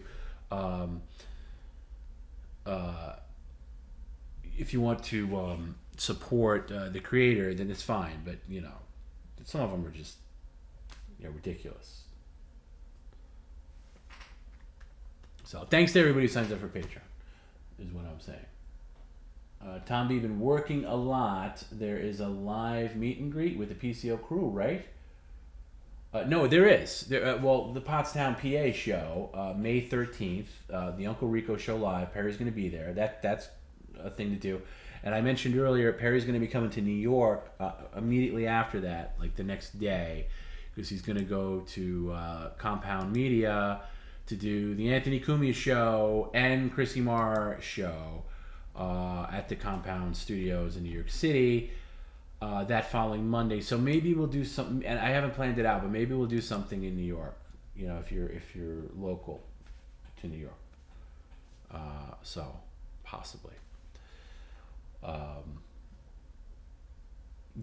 got to figure that out. It's going to be, it's definitely more work for me. But it'd be fun showing Perry around New York. He's never seeing Perry in New York is going to freak me out, actually. Will pictures be allowed? Yeah, of course. Take all the. Look, it's not my event. The May. If you ask me May 13th, I would have to say yes. I can't imagine them not being cool with pictures, but I'll find out. I can't imagine. That pictures would be out. Probably not video, because I think they're gonna. There's a lot of stuff about the show that'll just be for the live show. But yeah. Man, I wish I could make it out to PF. I wish you can make it too. But listen, there'll be other opportunities to meet Perry at least. We will do our own PCL event at some point. So don't think this is going to be your only opportunity. It will be the first time that PCL crew is a part of a live event. So that's going to be special. So if you can make it, that's great. You should make it. I want to pick with all the PCL crew. Well, we'll make that happen. Absolutely. Yeah, of course. I think it's included with the VIP ticket. I think you get the meet and greet, like I think that's part of it. So I heard that Satan the Devil is showing up in Pottstown, flying in from Cincinnati. Let's see if Jesus Christ shows up. Impossible. Yeah, boy, the Satan stuff really, really got to him tonight. That sometimes it gets a little too much, too much in a row, and he just can't take it anymore. And consider this. For long-time fans of Perry, you guys know that he was a in and out Jehovah's Witness, and I say in and out because he was out more than in. In the past 10 years, he became a little more into it, but they brainwash you with the whole Satan stuff. Like Satan is the evil. All evils in the world lead to Satan. That's why he's very quick with you evil, satanic, demonic. It's like those aren't necessarily Perryisms. That's just tropes that have been infested into his brain by these people. And that's just the way it is. And you can only deprogram somebody so much. Perry's only been out of that cult for 2 years, so there's still a lot of leftover residuals. Is the live show going to be streamed anywhere? That's a question for them on the Shuli Network side. I believe that the at least the Uncle Rico show portion might show up at some point. It's not going to be streamed live though. And then anything else that happens, I can't answer for, but it's not going to be streamed live. Yeah, that's it. I'm going back to Jehovah God. Yeah, that's the thing. By the way, at this point, they would never take him back. So it's not even like he could say that all he wants. They would never take him back in a million years. So anyway, but listen, it's Perry we're talking about. So sometimes you gotta let things go. And I say that more for myself because in the past I've been more like hardcore on him, where I got to get every word in. Where not every word in, but I got to answer all of his like belligerent shit. Like when he says like, "I'm going in the snow this Wednesday," we all know he's not going in the quote unquote snow. Now, do I have to call him out on that every time? No. I mean, like the tattoo's not getting touched. Yes, it is, Perry. Fuck you, motherfucker. I don't need to say, I don't need to clarify that every single time. So, yeah. He might have to switch to Scientology, yeah, maybe. Can I bring McDonald's to the event? Yeah, I think McDonald's is going to be on high alert for that event. Something tells me there's going to be some McDonald's shenanigans. Yeah, I don't know. I've never been to Pottstown. I'm assuming they have a McDonald's.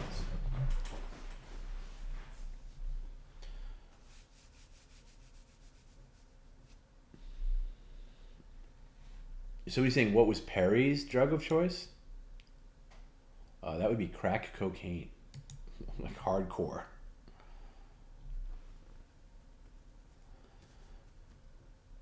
But he didn't he didn't give up drugs to find Jesus. That wasn't the case.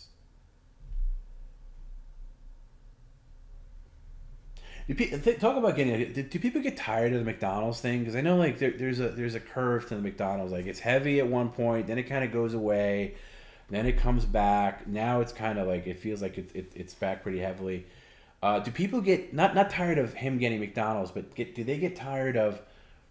Well, do you get tired of Perry's reaction to the McDonald's every time, or is it still good?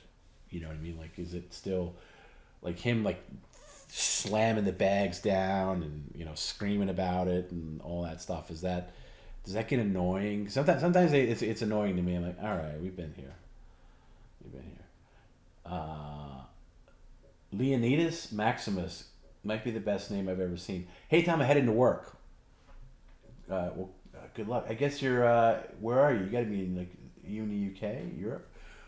UK third biggest market. UK number 1, USA number 2, Canada. 3, the UK. Number 4, anybody guess? Australia. Guess what number 5 is? I was going through the demographics at some point, or I was just looking at stuff. I love that we made something so inconsequential to him, something that ruins his whole day. I love it. Okay, yeah, I get that. McDonald's still makes me laugh, especially when you make him take a bite. Yeah, I've been backing off that a little bit because he gets so much of it. But yeah, it's whatever during the stream he has a guest on something else show. He gets McDonald's. It's always funny. Yeah, I do like when he's on somebody else's show and he gets it. That's very good. Hilarious every time somebody says. Okay. All right. Yeah. Indonesia, Bangladesh. No, wrong. It's Denmark. Denmark, if you believe it or not. Bangladesh, no. That's where all the clothing comes from, but no. North Korea. Maybe somebody in North Korea will like go to jail for watching PCL at some point, but no, it's not North Korea. I'm going to pull this up to make sure I'm right. This is YouTube specifically. There's also Twitch analytics, but they're very similar. So here we go. Oh, we can do it by age too. Gender. Guess what? This is gonna be no surprise to anybody. 95.6% male. The PCL audience. 4.1% female. Shout out to our female fan, the 4%ers, aka all our female fans, wherever you are. Huge shout outs. You're in the vast minority, but we love you. And then unspecified is 3%. We also love our unspecified viewers. Okay, so here's the geography. United States, number 1 with a bullet. I mean, of course. Canada, number 2, strong number 2. United Kingdom, a strong number 3. Australia, a strong number 4. Then Denmark, then Germany, then Japan, then Puerto Rico, then India. And then it gets really obscure after that. But those are the ones that are like kind of. So he says, "Hi, my mom hates Perry." Well, you're not alone. A lot of moms hate Perry. Thank you for the 5 subs. Hi, FYI, we appreciate that. Perry is too mean for my missus, says Greg. That's rich coming from you, Greg. But yeah, so that's all the countries, and then we can go.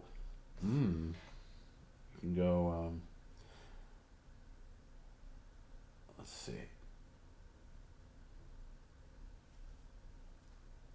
Here's what I was talking about earlier. The watch time of subscribers, 80%, and then 20% not subscribed. What are these not subscribers doing? Maybe we don't hammer it enough.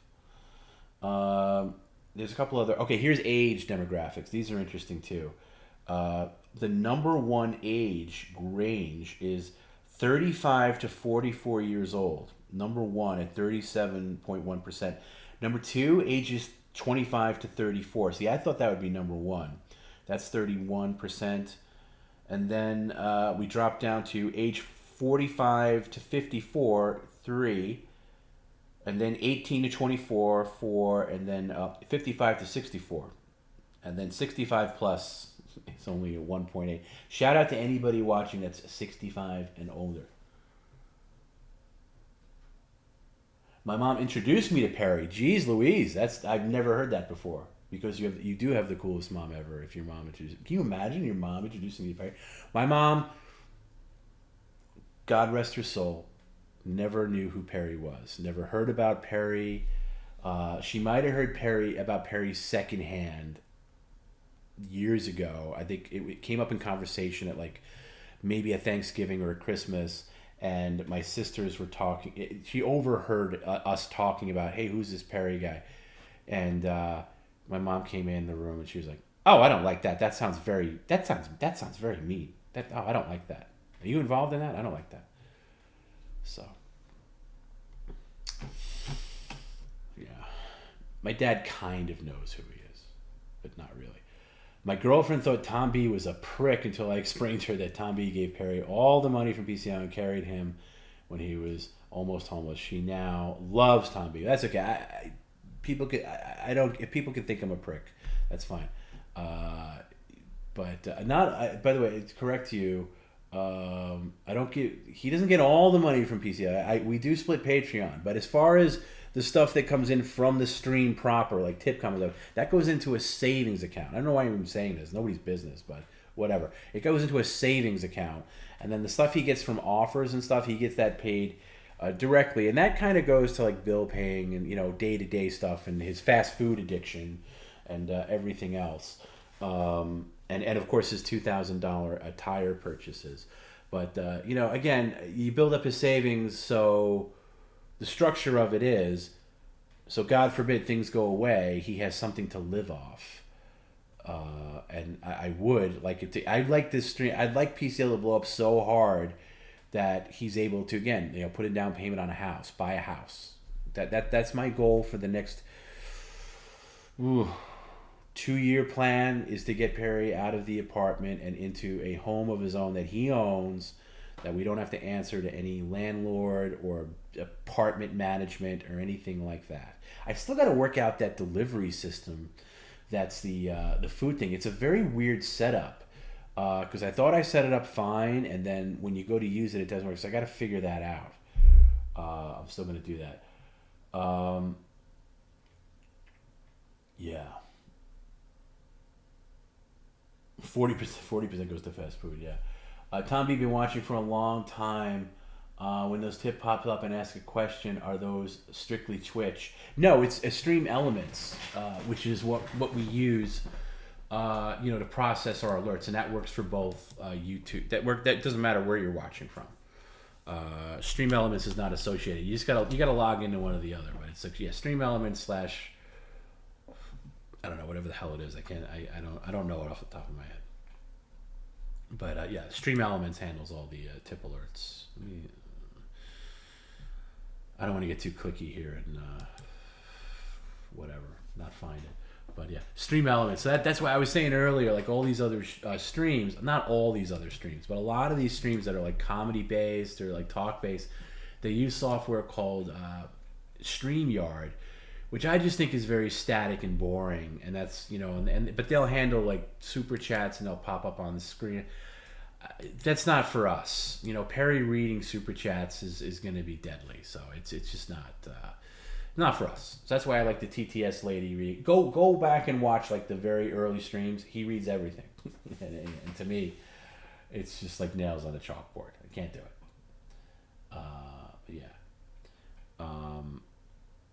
Yeah, I said somebody else was saying that the ladies last night were great, Perry. I could not agree more. I think last night, Perry on Chris Semar's Simpcast show is his all-time best appearance, because I didn't have time to pull any clips today. Maybe I'll do that during the week, but it was really like a primer for, like, honestly, you could show somebody, to really get to know Perry, you could show somebody Perry's appearance on there last night rather than Windy City Heat and almost get everything of like modern Perry. In fact, I know a lot of people say that it's hard to get into Perry Caravello Live because there's so much back. So I go, what is this? Who's this guy talking? And what's all these things? You could have somebody watch his appearance last night and then just go right into the next PCL stream and be all caught up. You get everything. I mean, I don't think there was anything missed. It was really good. My buddy Robert says San Diego misses me. I miss it too, brother, and I will be there as soon as I can possibly be there. Trust me. San Diego is my end game destination. I would love to end up in San Diego. We'll see.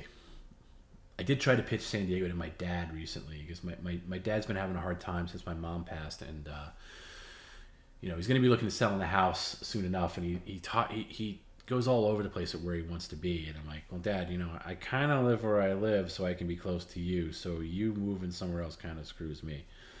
But I was trying to sell him on San Diego. It didn't work. Simcat was great. Girls really embraced him and didn't seem turned off by his crudeness. That was my big takeaway from it is, Perry can go on any other show that's hosted by a female and they could be revolted with him pulling out a penis pump. Some of the comments he made, his stories, his poop story, his 92 story, this and that, and they not only did they not bat an eye, they rolled with it in a way where they expanded on it and got him to say other things.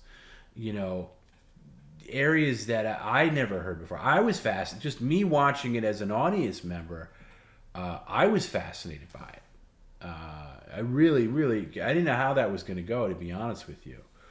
I talked to Frank a lot, Chrissy's producer, and gave her, as I do with any show Perry goes on, I do prepare a lot. I do give them bullet point notes. Here are things going on in the current Perryverse.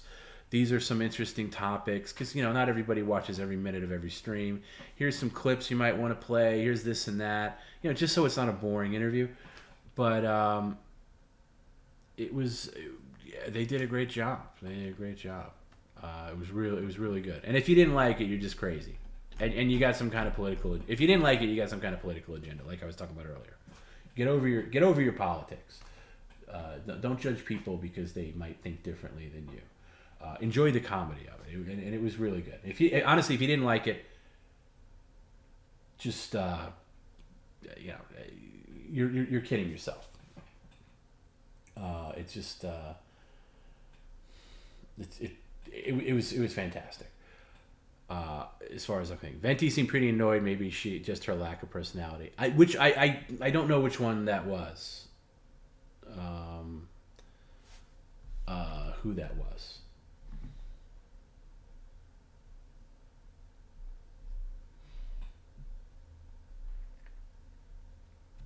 But yeah. Somebody said, Tom, you have become Don, controlling access to Perry in PA. You better show up with the gang on Perry's dime. What does that mean? Is that like a threat? And what does that mean? I become? If that's what I become, then it's time to quit. To be quite honest with you, TomB, you obviously make the show. You do a great job. I don't agree with that. I definitely don't make the show, but I thank you for saying that. But I don't make the show. Perry makes the show. I mean, I do what I can. I was waiting for the girls to be offended or something negative. Yeah, exactly. They were unfazed by him, and they really rolled with it, and they didn't do it in a degrading way. Like they weren't like catfishing him. They weren't like necessarily trolling him, and it wasn't mean spirited, And Perry had fun with it, and that's the thing. And again, I know things can come off as mean spirited sometimes. I really, really try to not get mean spirited with Perry, and especially if he's enjoying it at points like that. That was, and he enjoyed it. He raved about it today. It's all he could talk about today. I was kind of annoyed with him when he first got on the stream, and he wasn't as talkative about it as he was with me privately today. Like he was just, you couldn't shut him up. And I said to him, like, hey, save it for the stream. Save it for the stream. Like this is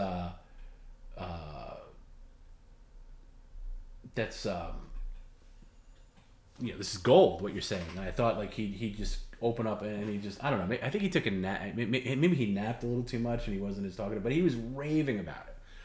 So if that's the case, thing. Any chance to get Perry to Australia? I mean, look, that's a long-term goal. That's a long-term goal.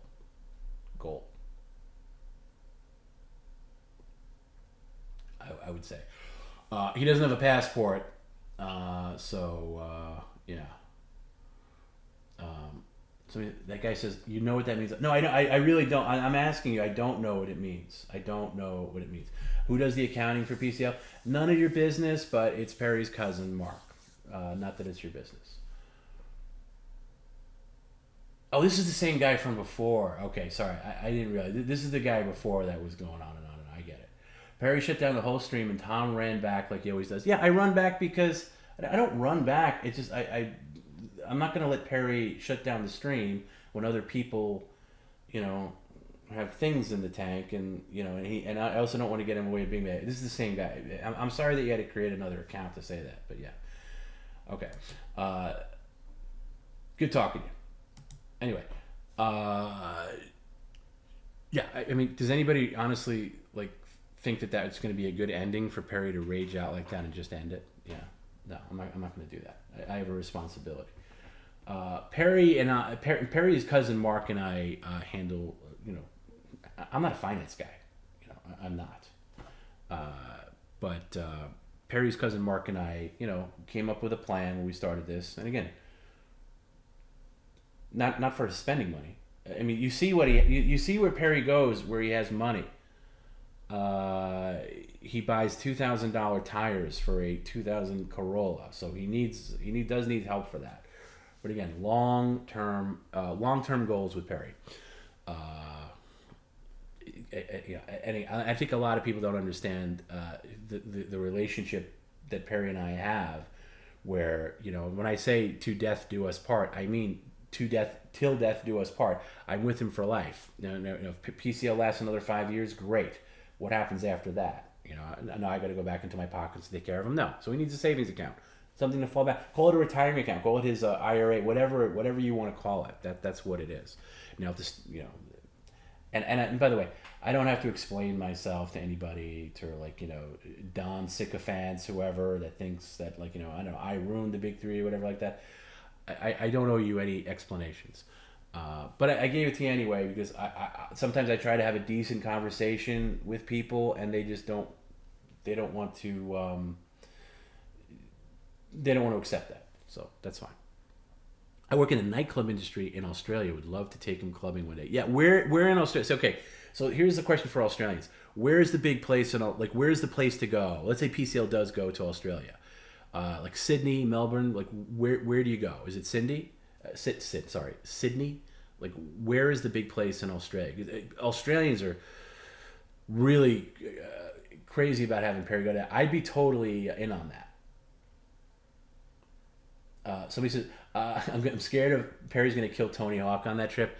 I get what you're saying. I don't like the way he gets so. I'm going to be there though. Garrett will be there. Tony's going to have loads of protection. He'll be fine. And the venue has security. Like the place has security. It's not they have their own security. So I will tip them. I don't feel. And by the way, here's the thing about Tony Hawk. He's very good about taking bumps for PCL. He goes pretty far, and he knows from being in there, that Perry's going to go, off or whatever, and he's willing to do it. Because I'll even say to him before he's coming over, not this past one on Friday, because Friday was more about, announcing the live show and everything. But in past times, I know he likes to push the envelope, and I say, listen, Perry's coming in hot today. He's really, I wouldn't rattle the cage too much.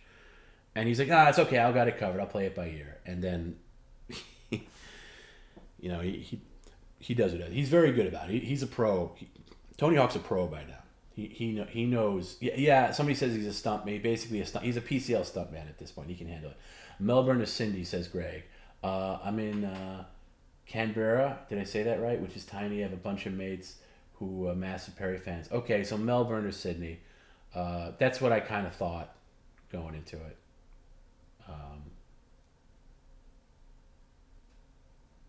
Perry, PA is a stand your ground state. Perry needs to be. Yeah, he'll be fine. How do Perry's neighbors deal with him? He's got these new neighbors that live where Trevor used to live. If anybody doesn't know who Trevor is, Trevor was Perry's neighbor that lived directly next door.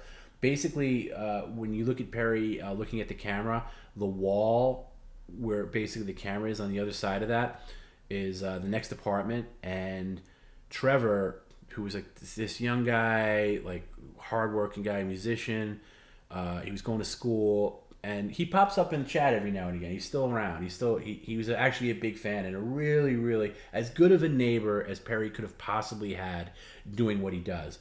Now, this new couple, I don't think English is their first language.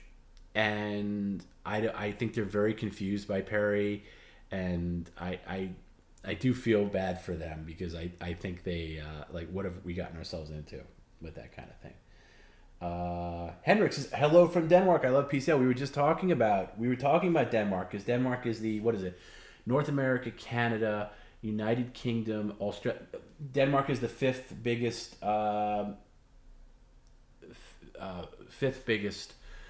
market for PCL. So yeah, if you ever see Trevor, I think his Twitter name is Saxman. If you ever see that pop up, that's him. and he's still every now. I saw him somewhat recently in the chat. So yeah, Cha Cha. I thought you went to bed, Cha Cha. Am I okay? Yeah, I'm okay. I'm good.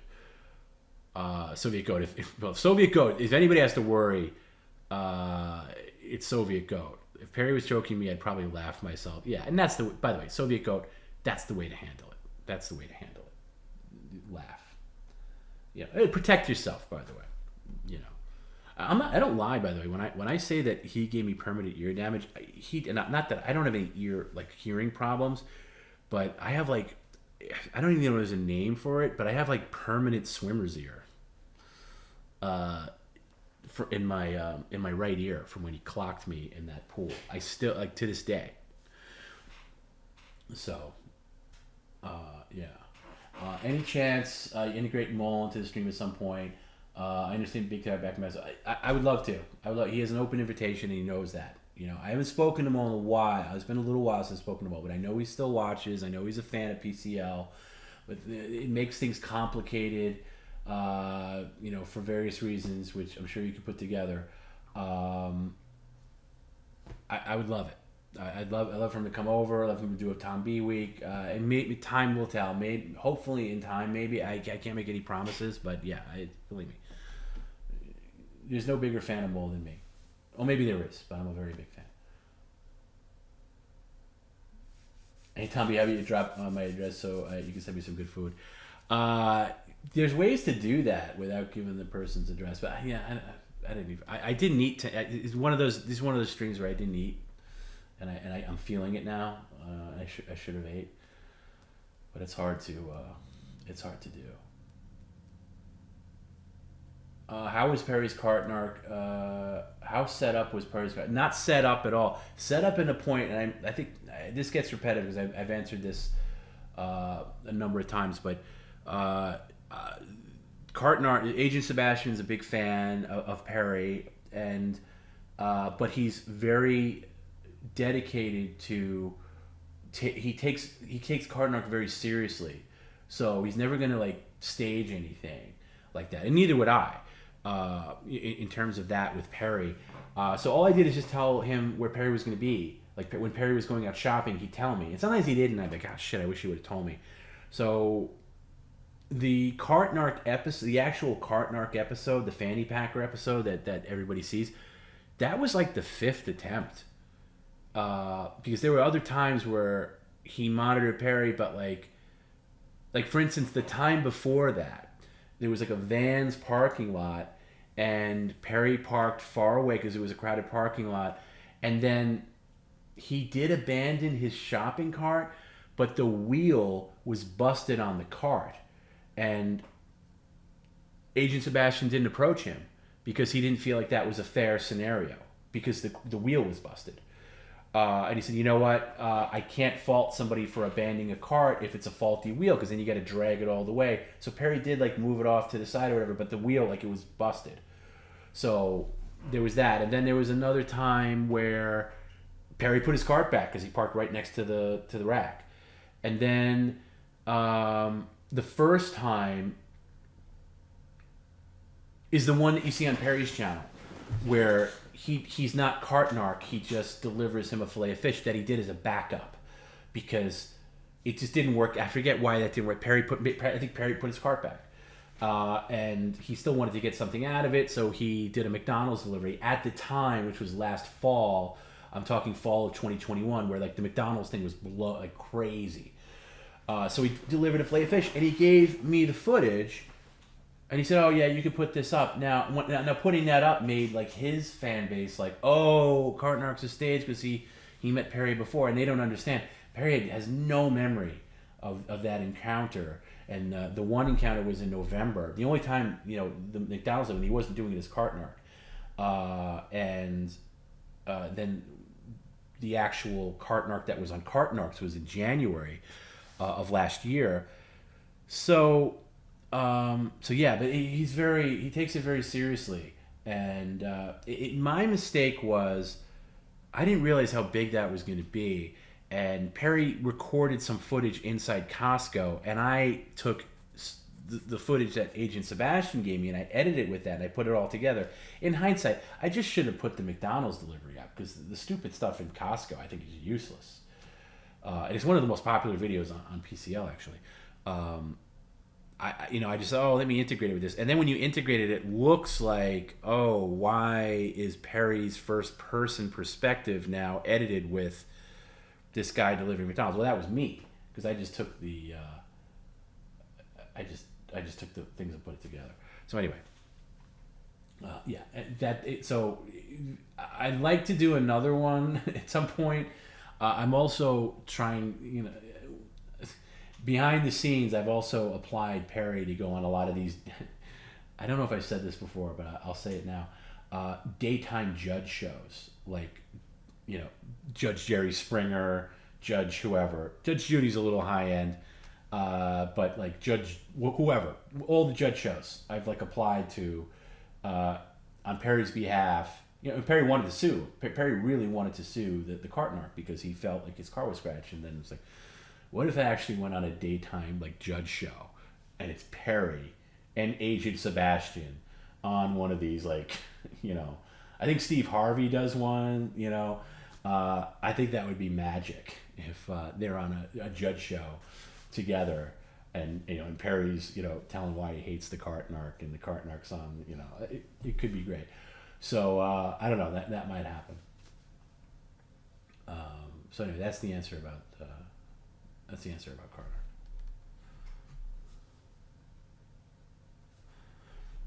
Carter. Somebody else said earlier, will this after hours be? Yeah, I'll do it. So somebody asked me, and it doesn't matter to me. Usually I put this whole thing up on our Patreon, like, the whole PCL stream, plus if we do an after hours, I'll put that on Patreon. If somebody wants to rock with that for the whole time, and I do an audio only version also on Patreon, and then on my channel, I'll put this up if somebody cares. Judge Mathis, yes, I'm on. Yes, it'll be up somewhere. Anthony Cumi's brother went on one of those judge shows. It was pretty funny. I think I've seen that clip.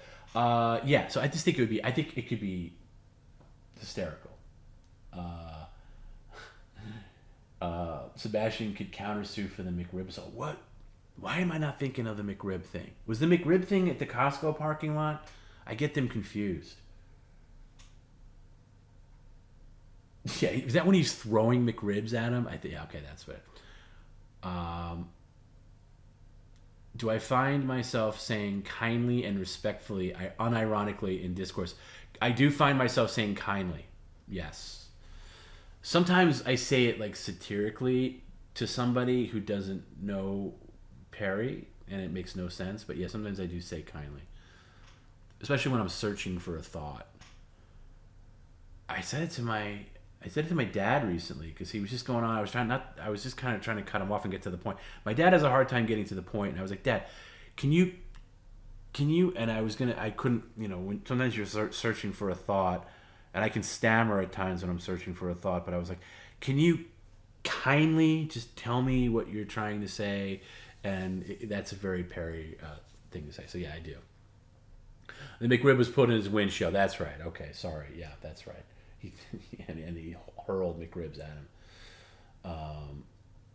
Is Amy Liberante hot Amy for real? Yeah, Amy is his sister-in-law.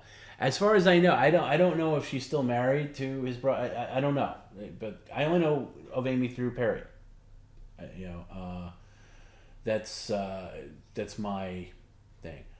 I don't know if she's hot. I've seen a picture of her. Hot is a stretch. I think hot Amy. There's two different kinds of. There's the PCL version of Amy, which everybody knows. And then there's the real version of Amy, who I don't know at all. I just know from Perry's secondhand tellings of how her and her husband, Perry's brother, did. It does sound like they did do some real nasty shenanigans with Perry's mom when she was dying, in terms of inheritance that Perry was deserved, and that does sound really shitty to do to somebody. But again, Perry's not the most reliable narrator, so you got to take that into account. But at the same time, it does sound like she was a bad person. So Rico says he screams, "You son of a bitch!" at the end of sentences for some reason. I say Perry things. Unfortunately I've incorporated blithering a couple of times, and that's a fairly recent Perry thing that I kind of can't stand. Funds is a word. Funds, like the word funds. Like I say funds. I never said funds. I say funds now. I will literally say I don't have the funds for something, and I'm saying it unironically. That's probably the best example. I never said funds. Perry says funds. I'll say computer graph and audiograph and things like that. Mainly to people that know what that know that that's something that Perry says. I'll say good day when I'm mad. like if I'm in a little bit of a I don't know, like a cantankerous mood, and let's say I'm talking to my like significant other or whatever, and I want to cut off the conversation and like and I'll just be like, hey, good day, as the thing.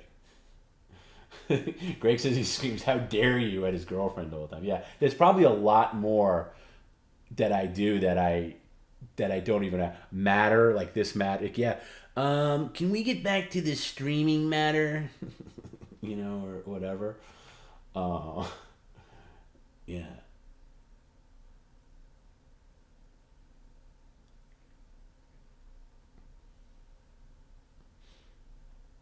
Thanks for the Friday night stream. Did we do a Friday night stream? 5 p.m. UK. Oh, the Friday morning stream. Yeah. Oh no, you're very well. Yeah, that's why we do it. That's not the only reason why we do it, but yeah, a lot of people that normally don't pop on, the primetime streams are on that. So yeah, and I just, like I said, UK is the third biggest market for PCL. So absolutely, yeah, it's always awesome to hear from see in the chat that like there's somebody from Europe or Ireland, United Kingdom, Germany even, and or even like an offer from somebody for the first time because they're able to catch the stream live and it's exciting. And I get it. For me personally, I'm not a live kind of guy. Like the things that I like whatever, it's a podcast or something like that, I never feel the need to tune in live. Unless it happens to be live and I sign up to YouTube and I see something's live, like I'll occasionally tune into that to the BS show on Shuli Network, like just to listen in the background, because it's around the time where I'm like, the couple of times a week I like go to the gym and it'll be on. It's just something to listen to on the way there or something like that. And I'll just put YouTube on audio, so that I'll listen to live. But as far as like, if I was a PCL fan, I'd be fine watching it played back and at my own pace. That causes a problem though, where you get very backed up. I remember when I was listening to Howard Stern very regularly. I stopped listening in about 2015, but before that, I would just download the show. I had a subscription, but I downloaded the show because I wanted to listen to it at my own pace. I didn't want to miss anything. So I was a completist. And that would cause me to be about 6 months behind. So whenever like Robin would do the news, it would be the news from like 6 months ago because I was at my own pace.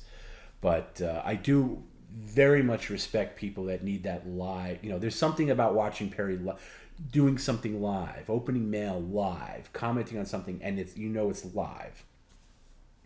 There's definitely something to that. And I think more people are coming around to that, where you don't really see a lot of you do see there's a lot less podcasts that are pre-recorded that are just like out there for podcasts that are like video based. I think most of them, I won't say most of them, but a lot of them have gone to that live thing where it's like you got to get live. And like Grimace in Pain says, you don't get to participate. That's obviously the biggest thing is the people, like there's people that just watch and don't need to participate, but yeah, if you want to participate and get like your media share, or like get Perry, say something to Perry, obviously you got to be there live. That's a different dynamic. Has Perry been snowboarding recently, Henry? Henrik, what do you think? What do you think? I'll let you answer that question. What do you think the odds of Perry snowboarding are? I'll give it away and say no, he hasn't been snowboarding. Soviet Goat, I binged Perry when I found him so I could watch live and understand everything. Oh, Soviet Goat, that's a good question. When did you find Perry, and how did you find Perry?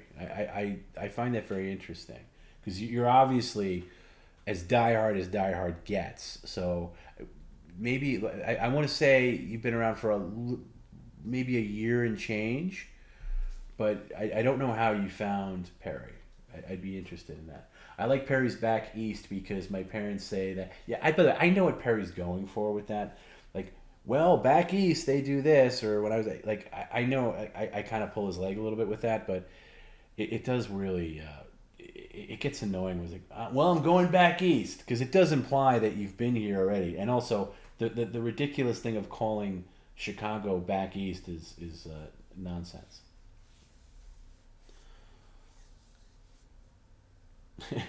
Jessica says, I said there's no need today at work. Yeah, I could see how that would come up. Illegal Deal says, I bet Soviet Goat found Perry after being discussed at the Satanic Temple.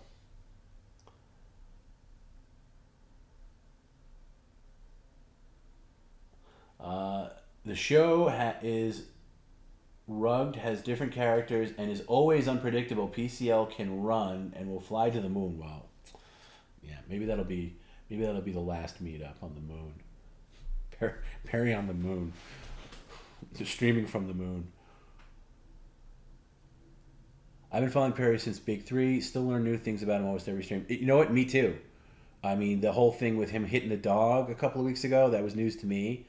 Whenever he comes out with these stories, every now and again, one of my favorite things about PCL is every now and again, Perry will get deep enough in the weeds where it doesn't even necessarily have to be the weeds, but you'll hear a new Perry story that he's never told before.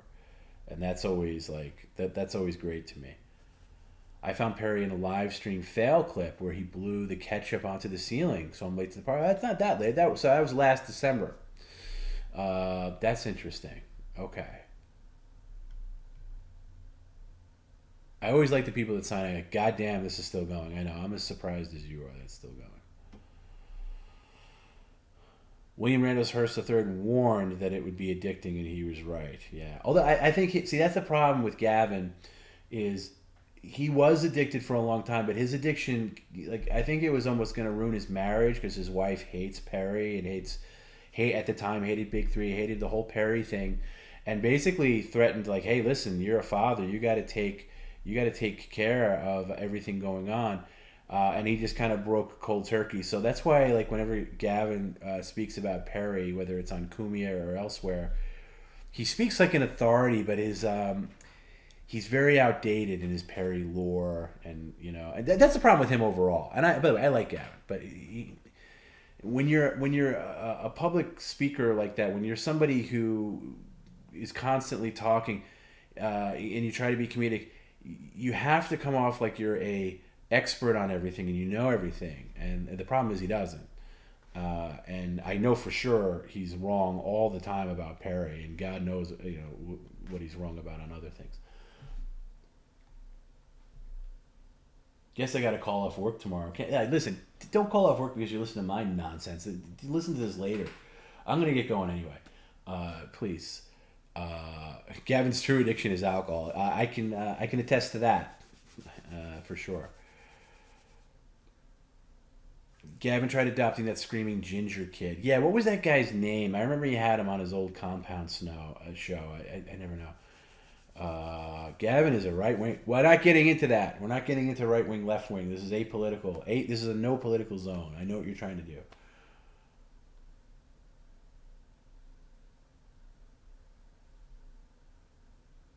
Okay, so he was recommended after a DSP detractor video. He was reading about talking about not being in NABLA. He read his comments, so it was from an early stream. I caught it live a few days later, and I've been here ever since. So 18 months. Wow, hey, that's awesome, Soviet. That's it's hard. I don't choose favorites, but you're one of my favorites, and I really appreciate your dedication and loyalty to Perry and PCL through good times and bad, and it doesn't go unnoticed. So that means a lot, especially coming from the DSP, because some people that come from the DSP thing, that can go real wrong, so a lot of people came over from like DSP, not DSP specifically, but people crapping on DSP, and some of them have been great, some of them not so great, but Soviet Goat's obviously one of the best. So salute to Soviet Goat. I definitely look forward to hanging out with you in Pottstown.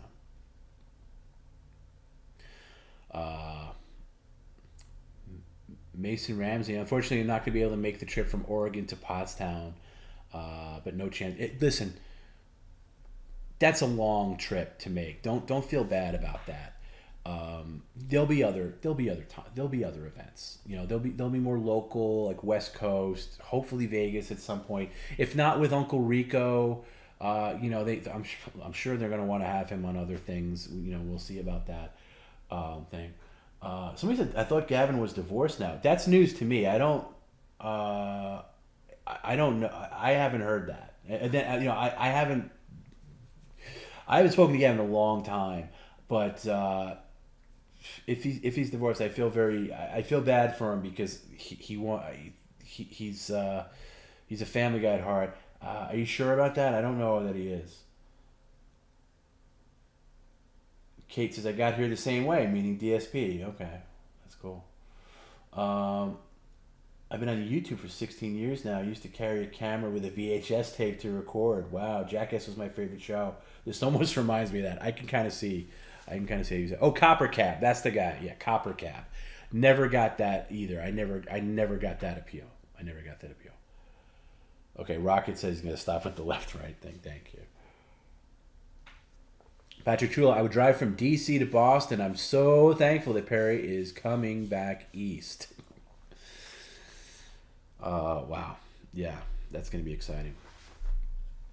Okay, somebody says, I watched Gavin last week and he's still talking about his family. Okay, so he's not the West. I mean, I'm glad to hear that. And again, speaking about left and right, I know his wife is not attuned to his ideology, let's just say. So...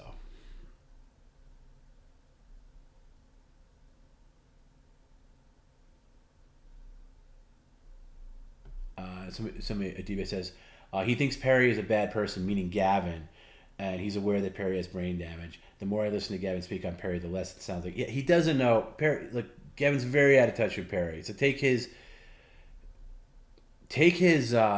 opinion on Perry with a grain of salt. You know, again, but he speaks a lot of things like he's an expert. He's not. You know, he's not I got news for you. Gavin's not a political guy. I know he pretends to be one, but he was a lifestyle guy. He was killing it when he was telling people how to behave in bars, and how men should dress and things like that. So that's his wheelhouse, really. I don't want to say anything. You know, I'm not shitting on him and all thing. I do like Gavin. It's just I'm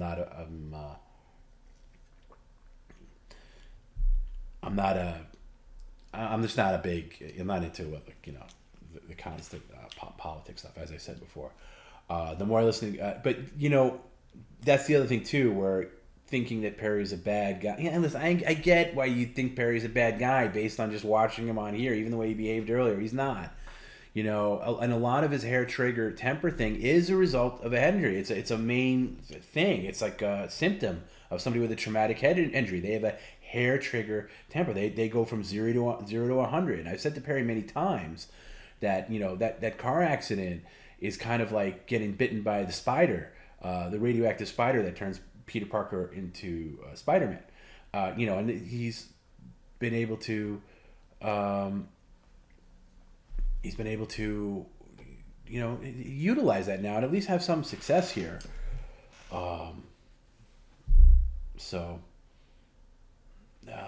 Yeah, I don't know. Again, it gets back to the people that just hate Perry. I understand, like, giving him a hard time on the stream, like in the chat or stuff like that, like, you know, but like actually like actively hating him and rooting for him to like be in a bad place. I don't know. I think you got a lot of problems on your own side if you're that caught up in hating anybody really, but especially Perry. I think that's weird. So be good. I'm super loyal. Where else will a guy read my vile comments to another guy? I got to say, and not ban me immediately. I got to say, you've definitely taken things to new heights, especially with John D's dad. Remind me not to have a falling out with Soviet Goat. That's the thing. Yeah.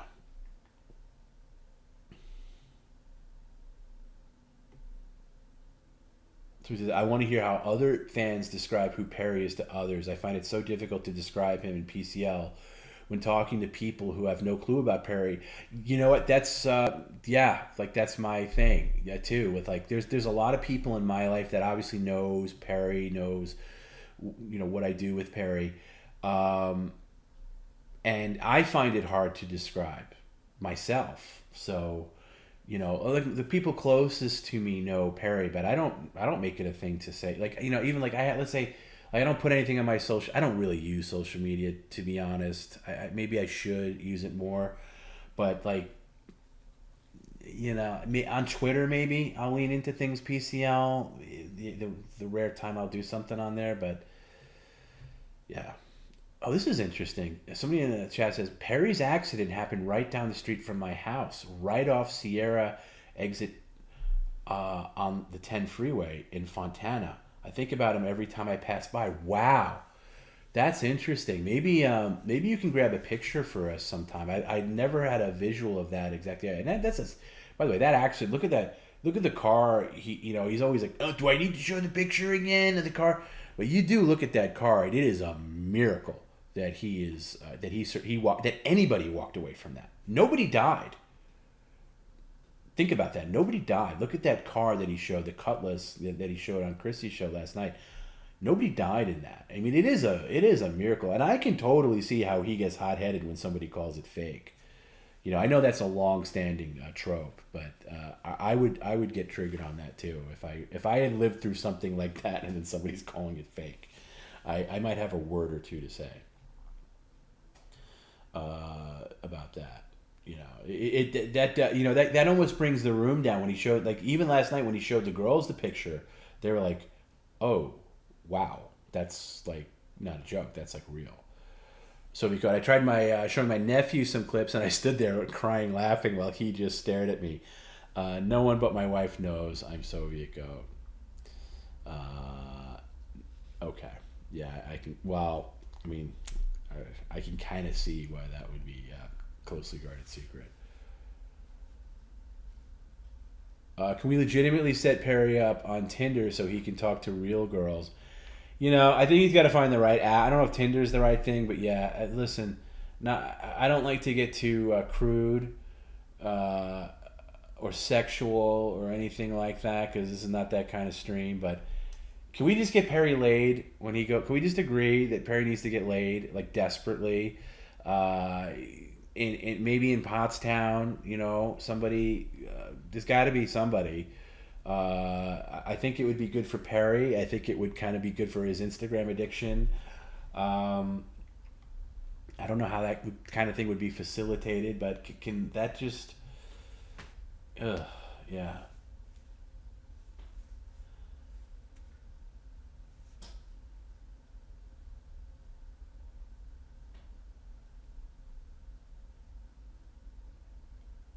Grinder, yeah, I know.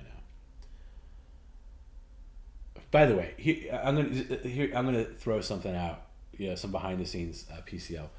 So when like somebody sends in media share and it's like either a clip from like a gay porno from like the 80s or like some like two guys like rubbing each other, whatever it is. That's obviously on the stream. It's never gonna be like insane.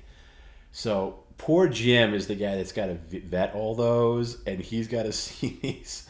And there's times where, like, I see that, I was like, okay. It's getting like, I know it turns his stomach, meaning Jim, to be like, hey, this is okay. And there was one recently where, once in a rare while, I had to do it tonight, and this is very hard to do. There's like a media share where it's like it's on the line, like it's not like it's just like it's a little too close for comfort, like maybe it goes a little too far. And by the way, these are all on YouTube, But like, you know, YouTube, Twitch is so trigger happy with kind of stuff. So then I'll have to like edit the clip myself. Like he'll give me like, okay, here's the mark. This starts at 2 minutes in. It's supposed to play for 30 seconds. And hopefully Perry's on a roll talking about the weather or something like that. Or I'll try to keep playing comments because I got to play them manually. Like not on a timer or anything. I just wait till he shuts up basically and play the next one. So I got to open like, you know, a video editor and I got to mute it because if the audio comes out, it'll come out over the stream. If you ever hear like a really weird like clip playing like during a stream, that's like me editing a clip for MediaShare. I'm really good at trying not to do that. But yeah, there was one fairly recently and I was just like, by the way, I'm not remotely homophobic or anything like that. So this, anybody of you know, don't get offended by this, but like it was one of these things where the guy was like he was like really grinding heavily, and even though the sound wasn't on, I was just like, all right, I can kind of get why Perry's a little sick of this stuff, and I was like, all right, this is all right. Oh, okay, this I got to cut this part out because it like almost shows the guy's butt, you know. And again, this is on YouTube, so that's you know, a thing. So every now and again, that's a little behind it. Like so Jim has to deal with a lot of stuff too on the thing.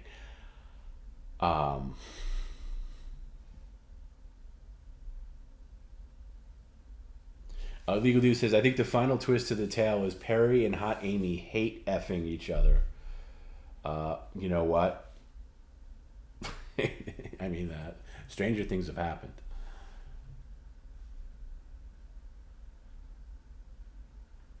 Please let's pull together to find a friendly woman. Yeah, I mean, if it comes down to that, I don't know what kind of caliber of, you know, ladies of the night that Pottsville has, but, you know, I wouldn't want Perry to know that it's a lady of the night. You know, I'd like him to think that it's a legit thing and just get it over with. I think that would be good for everybody, right?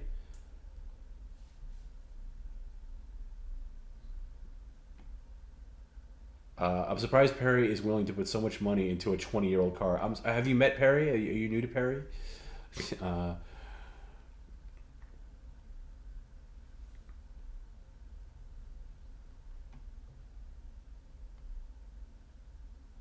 So somebody says, most people I show Perry to think it's an act. Yeah, well, again, you know, he's the greatest all-time. He outdoes Andy Kaufman by 1,000 miles if he's an act.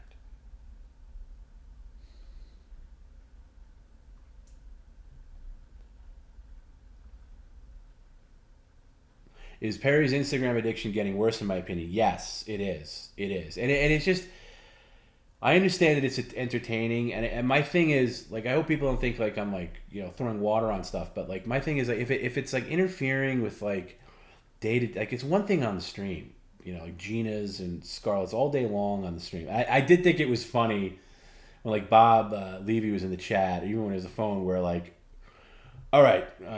My quells are answered. I'm not gonna quit doing this live show with Uncle Rico live. And then like Scar goes, "Hey Perry, I'm only gonna be in town on May 13th." And they, "Sorry Bob, I can't go. Sorry." Like I do think that's very funny. However, when it's like the scammers and the you know and I said to Perry on the phone. On the most recent Patreon call that's up there's 3 categories of fake females on that he interacts with on Instagram. Originally I thought there were 2, but there are really 3. Number 1, fans that just know it's an easy thing to create an account and talk to Perry and can't really get on. And by the way, everybody we've called out on, including you know, Gina Carano 000 from last week and the Emily Sears one, they've all said, hey, you know what, I got caught up and I was having fun and it got carried away. Who can blame them? No harm, no foul. I get it. But that's category 1. Category 2 is legitimate scammers, like people that are out to like, hey, join my fan page. Come on my Google chat and pay $25. Now, he's gotten better at saying no to that. but can that last forever? I don't know. And then category 3 are people that just run fan pages for like a Scarlett Johansson or like whoever, Jennifer Aniston, Margot Robbie, whatever, and they'll just put up pictures. They're fans, and sometimes they're females. And Perry will write them thinking that it's like the real person, and they'll just be confused, really. And those are the ones that have like the one-word replies, like, okay, like, I want to make love to you all night long with me entering you privately, whatever he says. I'm paraphrasing. And then these people running the fan pages, and it could just be it could be a girl, it could be like a teenage girl that's just a big fan of whoever, and probably not a girl, probably a guy, but could be a girl, and they're just like, okay. Like, they literally just write, okay, like, that's their thing, and then he goes on and on and on. So, and I get that it's entertaining, and I try to make a thing out of it where I'll talk to him on the phone and record the phone conversation. I'll read his own DMs back to him on the phone, and I'll post it on Patreon, and that can be entertaining. I get that, but when it's just all day long, there's just no getting away from it. It's just, like Perry, you gotta have an intervention at some point. But again, they don't last that long. Like, what was the thing on Friday where we had this whole thing, and it's only for people that are on Patreon that know what this is. The whole conversation I had with him like last week, where I broke down on how he could not possibly be talking to the Emily Sears that he thinks he's talking to. And then, of course, somebody writes in as Emily Sears on Friday and says like, hey, I'm going to paraphrase. I forget exactly what it said. Like, hey, Perry, tell your boss to shut up. I'm the real Emily, and we've been talking on Instagram. And he looks at the camera and he goes, see, like dummy Tom, like, and that I just have to tip my cap to, because on the stream it's different. Like that, I'm never going to pour water on that unless it's something like that's imminent harm to him or something like that. Like, hey, Perry, whatever, run outside and into traffic. I'll probably say, don't do that. But fair play to that. I did laugh at that, even though it just completely diffuses any progress. And by the way, I'm also the idiot too. I'm an idiot because sometimes I actually think I get somewhere with him. You think I know by now. Perry needs human contact. It might shock him out of Instagram. I think that's what's going to be great. I think the whole Pottstown thing is going to be great because he's going to have a ton of human contact, and he's going to get cheers, and people are going to like him. And I think it's going to be cool. Somebody says, my boyfriend is making a media share video right now, and it's incorporating the waxing video. Can I advise the definition anyway? Well, be very careful with the waxing video because that was a Patreon exclusive, and that was a rough one because I edited that one where I made sure the blur was extremely small. So you might want to just maybe send that to us first just to kind of look it over. You might want to add more blur to it because, again, Twitch and YouTube are very weird with that. So let me know maybe what you're thinking of with that. If it's like, again, like his butt is in it. I don't think I remember blurring out his butt crack, but I do remember more than a few occasions where his everything popped out, and I did blur that, but I was very I wasn't liberal with the blur. I was very minimal with the blur, so that could be problematic, but we'll see. We'll see.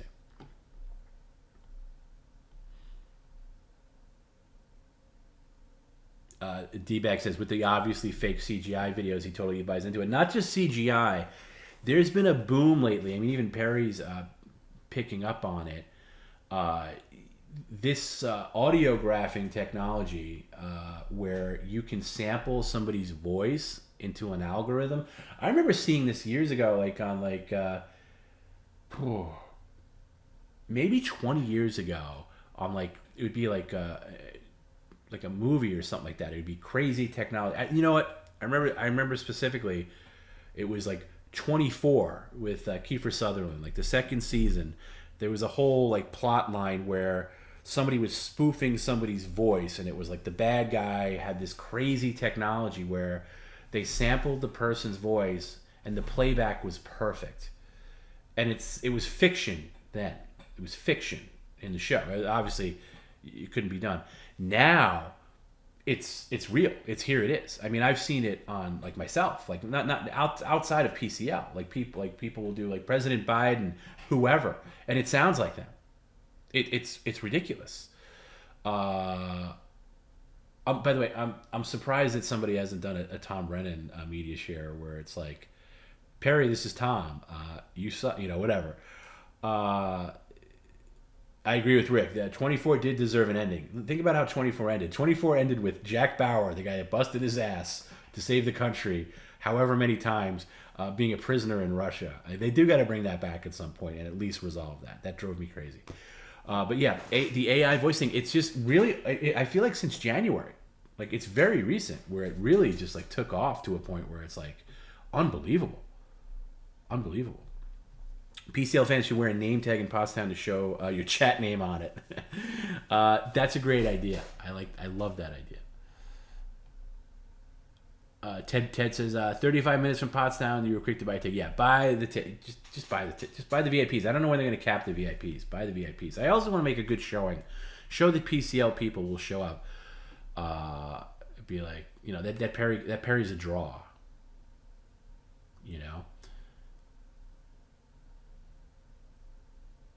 Perry, this is Tom. You are on your own. Perry, this is Tom. Whatever the Perry, this is Tom is. Perry, this is Tom. I need to tell you that I am a man made for men, and I'm secretly attracted to You got to make it like it sounds like me, like on the stream. Like as I would sound here. Hey Perry, I got to tell you something. See, I'm giving the lines right here. You could probably see. Like, I'm very attracted to you. Can we stop streaming and talk privately, please? Can you please contact me on Instagram so I could, whatever. Oh, Small World. My boyfriend and I are currently in the middle of watching season 8 of 20. Which one is season 8? Seems late in the game. I loved 24 when it was on. I've never revisited it, but I loved it when it was on. I never watched the one that had like the Kiefer Sutherland less show with some other guy. I never watched that.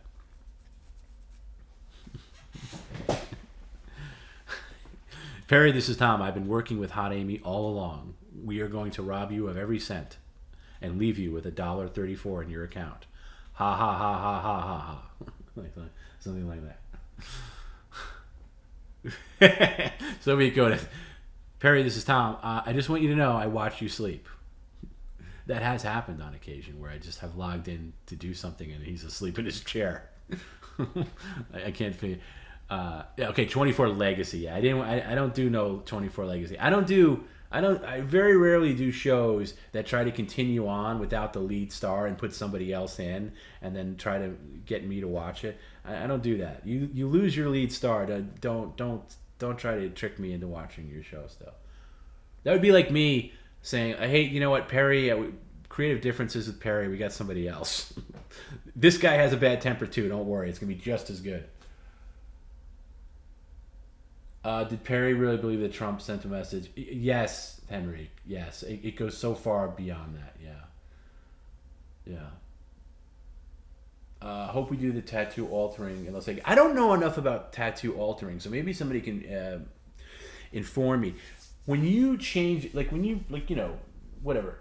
I know there's new technology on how to get rid of a tattoo, but the process of, let's say, getting off snowboarder, how far in between can you go where you remove the one tattoo and then put the other one on? Like, how does that go? Like how long do you have to wait? Where it's removed, like, can you do it in the same day? Do you have to wait, or whatever? Like that would be good to know. Like, because maybe it's removed on the stream at one point, and then the new one's done live. Sorry, I just gotta look something up here real quick. Forgive my typing. No, that's not true. I gotta be careful here because. Okay.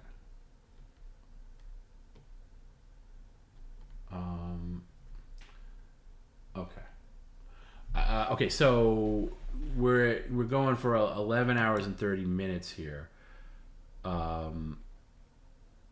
YouTube has a limit of 12 hours. They'll cut you off after. You can go live. Like if you're live, we can go 15 hours. We're not going to go 15 hours, but when you upload it, like let's say when I want to upload this tomorrow, and I want to, there's very little things I got to do to this stream.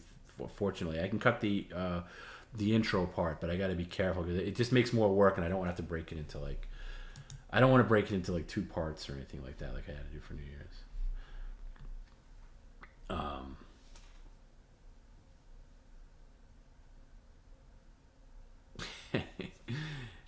Yeah. See, Soviet Go is going to be Soviet Go. See that I really don't like to get too crass on the stream. Like I don't like I'll say this. I'll be very honest.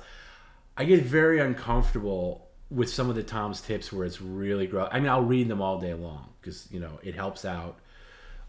It helps out PCL, but like when it's really like and I'm looking at you, Soviet Goat. But when like it's like I don't even want to give an example because it's just it gets me a little bashful. But I do try to lean into it a little bit. But yeah. I mean, Perry's so vulgar in his language. It's like he makes me like, look, I'm not a Puritan. I definitely drop F-bombs here and there. Not here and there. I will say I say it on a daily basis. What the F, what the F or F that or something like that. But Perry is you effing it, and then again that's why I say, PCL makes no money on YouTube. No money. Like compared to other channels that has the amount of subscribers we do, and like it just can't do it because it's just forget about it. It's just the language is out the window. So YouTube would have to have a thing, and I've said this before. I wish YouTube would have a rule where you can choose advertisers that are okay with adult content, like like a friggin' Manscaped or whatever garbage thing. Like, hey, these are advertisers that are okay with bad language, and that's what all it is. It's bad language. It's just Perry being a potty mouth constantly. And I wish they were like advertisers were like, okay, yeah, you can put the stream up on YouTube and it's still fine, but that doesn't exist, and I don't understand why. But Perry's just so rough with the language. It makes me scale down on my own in my personal life. That's all I'm saying. I think a Grandma Robin comment is successful. Yeah, there was one. I forget how long ago it was. There was a Grandma Robin that I had to mute it for a second because I had to gather myself. Because I usually go into sometimes I'll read the Tom's tip just to myself a little bit, just so I don't trip up. But usually I'm reading it cold and just going right into it. And the one that you did, I think it wasn't a Grandma Robin, it was a Q&A. And it was, I forget exactly what you said, but I lost it. Like I broke, and I try not to break a lot of time, but I lost it where it was, would Perry ever consider, like, correct me if I'm wrong, but it was something like, would Perry ever consider dating like a slow adult woman or something like that? And I was crying.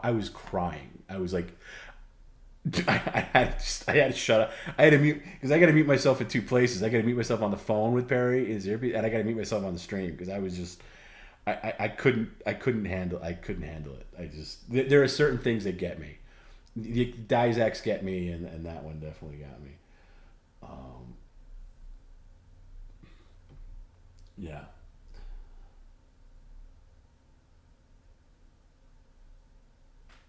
Somebody says, "Hey, Thomas Perry, I fired Perry and got this schizo guy." I can't stand that guy, so that would never happen. I can't imagine how anybody finds that guy entertaining. How do I keep Perry from throwing all the junk out? But newsflash, I don't keep him from throwing all the junk. The only things I don't want to throw out are like the paintings and like some things that are going to be valuable in like a thing. The thing is, he keeps nonsense that he shouldn't keep, and it's like, it would take a whole day for me to go over stuff with him, and occasionally we do it, where I'll just Skype with him and be like, okay, Perry, that's garbage. When I was there at TomB week, after the second one, I cleaned his apartment for 2 hours of just nonsense that he had accumulated from mailbag. Why are you keeping this? I never told you to keep this. And he says, that's a whole thing. That's not. Oh, yeah. And it was a slow adult woman. And the password pirate, Kenny. Yeah, Kenny, that's the other thing. Kenny's really first mention on PCL was about a year ago. And it was like, yeah, that's what it was. When Perry had Adult Swim, when he was on Smiling Friends, he was telling everybody about it because he was proud about it. And he called Kenny, who he's like, oh, I'd like to see it. Oh, it's on HBO. I don't have HBO. All right, hold on a second. They go, Tom, Kenny needs to see my Smiling Friends, and he doesn't have HBO. And I'm like, so am I, like, should I be paying for his HBO? Like all right, so I sent Kenny an email. I gave him the password. And the funny thing about Kenny, and again, if Perry's calling Kenny cheap, which is great, because I guess Kenny was the cheap one in the family, and that mother effer went to town on HBO Max. Yeah, because you could see continue when you log in your HBO or anything, Netflix or whatever it is, you can say oh, continue watching, whatever show you're watching. This mother effer watched so much stuff on HBO in such a short amount of time, and guess what he didn't watch? He didn't watch Perry's Smiling Friends, which I found hysterical.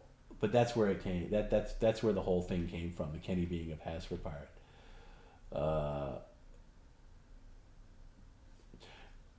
Somebody says both Twitch and YouTube need to stop being corporate and go back to their roots. Free speech, right? Yeah, I totally agree with that. Let people be adults. The thing about YouTube is that I do agree with is they're very protective of kids, and I will say this as a parent. You don't want kids wandering through anything on YouTube. So, but they do have designations. Like PCL is clearly not for kids, and it's an 18 and over. There's things that keep kids away. So you don't want anything you don't want it to be the Wild West. But having said that, you're right. Let people judge for themselves what they want to see. YouTube should be this, and I'm the biggest fan of YouTube. It's all I watch. I don't watch anything but YouTube. Really, it's all I watch. Various things, and it's a bummer that it does feel like there's this gatekeeping going on where I don't know if that's the right word, but you know what I mean, the censorship stuff, and and without even getting political, it's you're right. Adults should be able to be adults, but not to say you should have porn on YouTube. That's a different thing.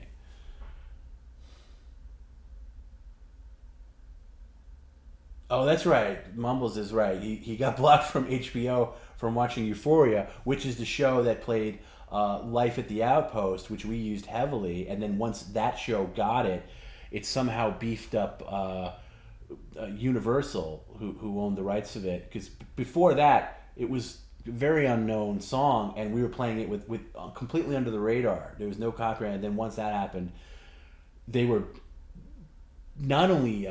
because now it gets a copyright, but that just means that you just can't monetize it. But since you can't monetize anyway, who really cares? But there's different levels of copyright. Some of them are we'll block it in this country. But speaking of countries, I hope we have no fans in Russia, because every media share is blocked in Russia for some reason. The copyright laws in Russia. So clearly, not a lot of fans in Russia. But and I think Russia has bigger problems at the moment than not being able to see Perry scream about McDonald's. But Russia blocks every media share stream. But yeah, I agree with you. Set up a Rumble. Yeah, we have Rumble. We have all that. We believe me, if there's a streaming platform out there that's an alternate, we have it all set up, for a rainy day. They had Caligula uncensored on YouTube. Yeah, you know, you can sneak things in like that. There's things that go under the radar. Kenny evolved from a bum to the king in less than a year. PCL. Yeah, it's really amazing how Kenny did evolve. I wonder what the real Kenny would think if he saw some of those brilliant, like KCL clips where he's talking to, and the voice of, and the thing about the Kenny Caravello live is the voice is so like, hey, right now I have Scarlett Johansson as Scarlett. What do you think of my loser brother? And Perry is so fixed on that. Like, we've heard Kenny on the stream. He doesn't sound anything like that, but Perry doesn't question that, which is great. But I wonder what Kenny would think seeing those clips or seeing like the King Kenny stuff or whatever. He probably, I would have to think maybe they have a sense of humor about it. Has Perry totally forgotten about your trip to UK with JQA? Someone asked on the stream and I had no idea. You know what? Only when it comes up on the stream. And out of respect to John and Mole, Here's what I found. I'm never gonna see. Why do I? That's my Apple Watch going off. Out of respect to John and Mole, I will never pour water on that. So most of the time I'll just let it go by. But it never comes up day to day in like conversation ever. It only comes up with the occasional person that sends in a comment about it. That's the only time he'll say. And by the time the next comment plays, he's over it. So,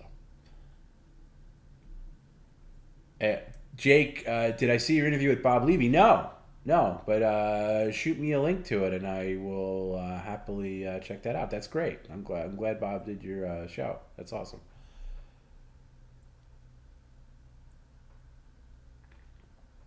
Okay.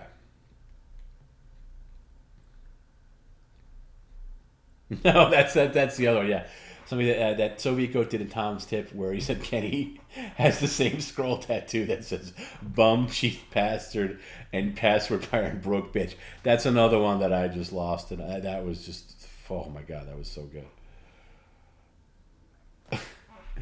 I think that was not a Tom's Tip. That was like, yeah, Soviet goat just said it. We were using Streamlabs at the time, and it was just going bonkers, like melting down. We really stretched the limits of what media share is intended to be on both Streamlabs and Stream Elements. Media share is supposed to be like sending playing music to a streamer that's like a quick clip, and they're playing their, we use it in a very unique way. But anyway, the whole thing crashed, and back then, now it's different. Now I never have to do that again. I know that if the thing crashes, I can get it back up and running. Where to send it to me? I don't. I think if you just send it to my Twitter, whatever. I'll find it. If it's out there. If you have it tagged somewhere, I'll look on Bob Levy's page. If he has it, I'll find it. But yeah, shoot me a DM on Twitter at TomBrennanNY.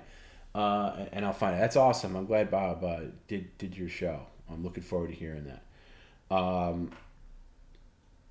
Yeah, so I would have to read, like when we crash the software, I'd have to read the basic TTS comments that came in, and that was always arduous. But so that one was just like one of those things where I read it. It's meant to be read by the TTS lady, like hi Perry, except I'm reading hi Perry, and then that one where Kenny was getting the tattoo, but it said password pirate and like cheap God, it was so funny. And it was It was a stressful stream because of all the software things and the glitches. So it was nice to be able to get a laugh, get a laugh in there.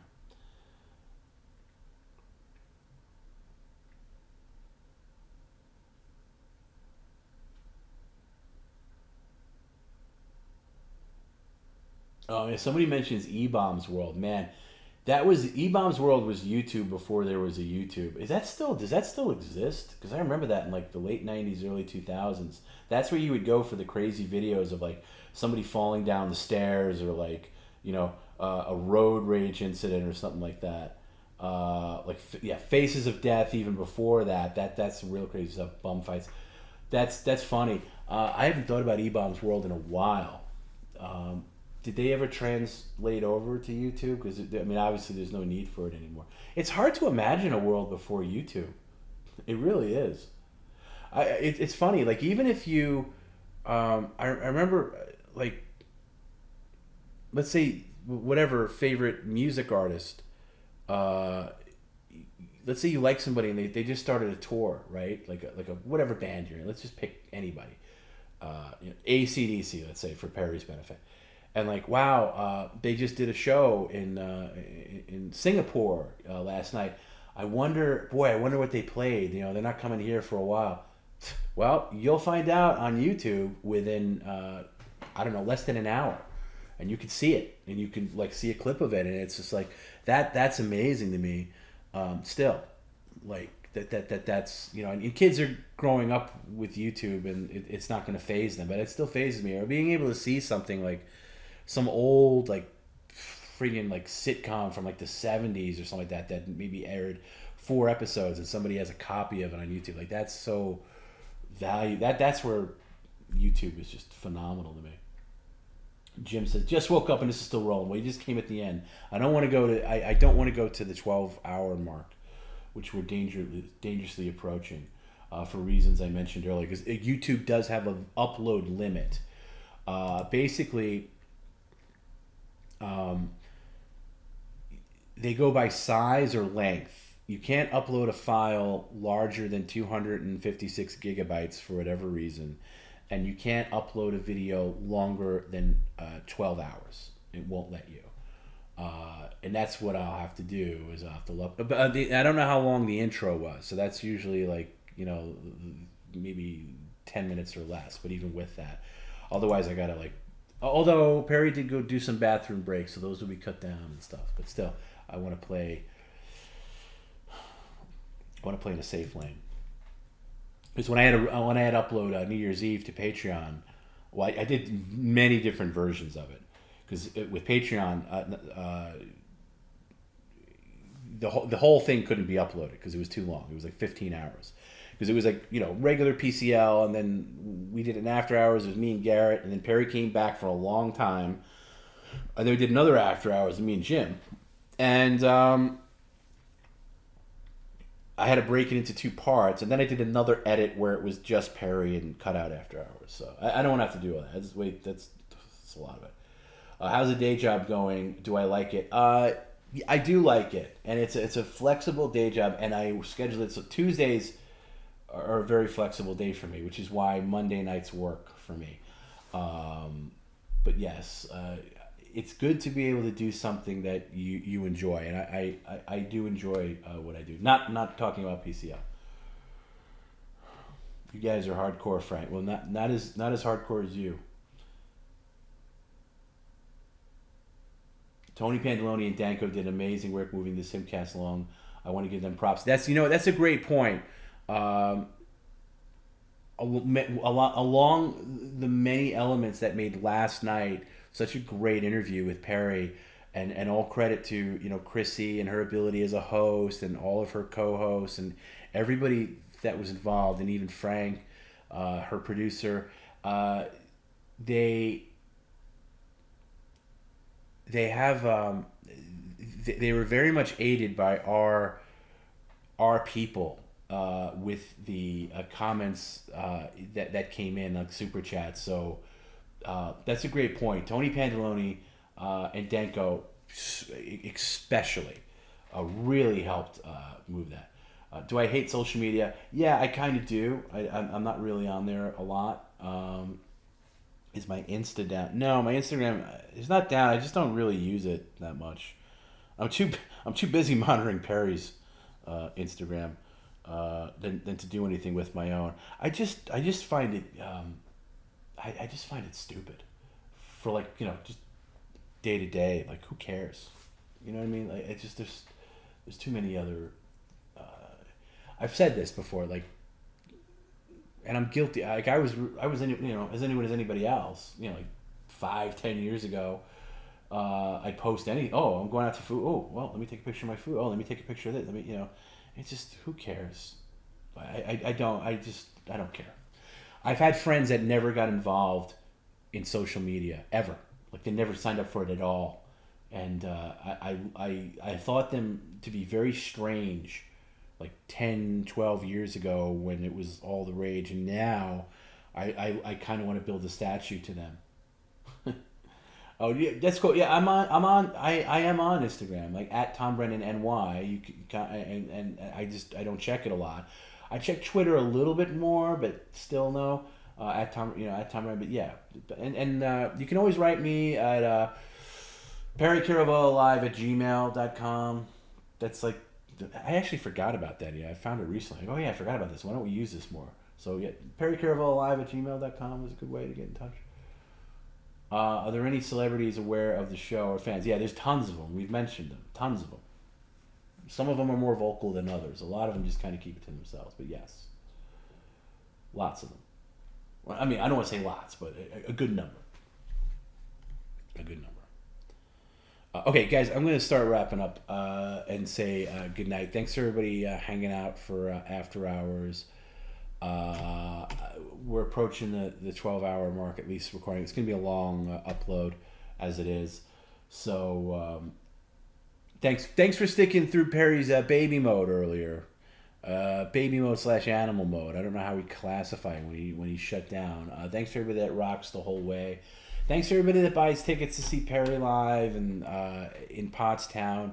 I really want to make a good showing of PCL fans. I will personally make it worth your while. I will make sure you get your money's worth. You get your $40 worth. I mean, come on.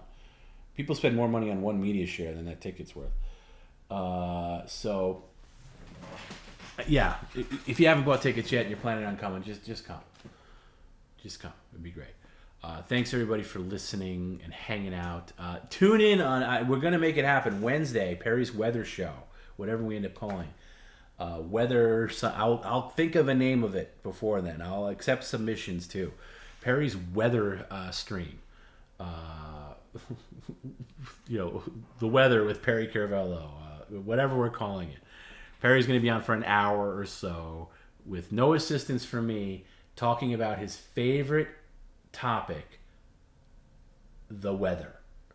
So if you love weather like Perry, join us this Wednesday, 4 p.m. Pacific, 7 p.m. East. If I said 7 p.m. Pacific, I'm wrong. I get those mixed up sometimes. I always operate on West Coast time. Even my job is kind of West Coast based, so I'm always kind of on West Coast time.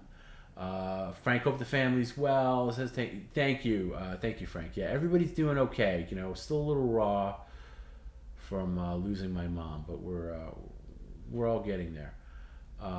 So thanks for everybody. Thanks for all the positive vibes. Even the dingaling who was in the chat saying that I don't know how Perry that I restarted the stream because Perry's in charge and.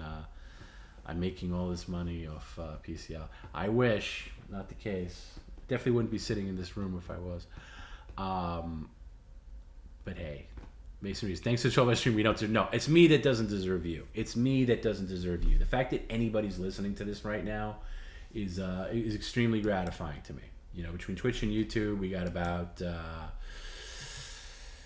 300 something watching live at this insane hour, coming on 7 a.m. PCL. No, I'm the one who doesn't deserve you guys. Really, I mean that. Because if it wasn't for you, I'd be in a very difficult position with Perry. That I think most of you know. So it's me that doesn't deserve you, and it's me that has all the gratification for you. And I'm not saying that,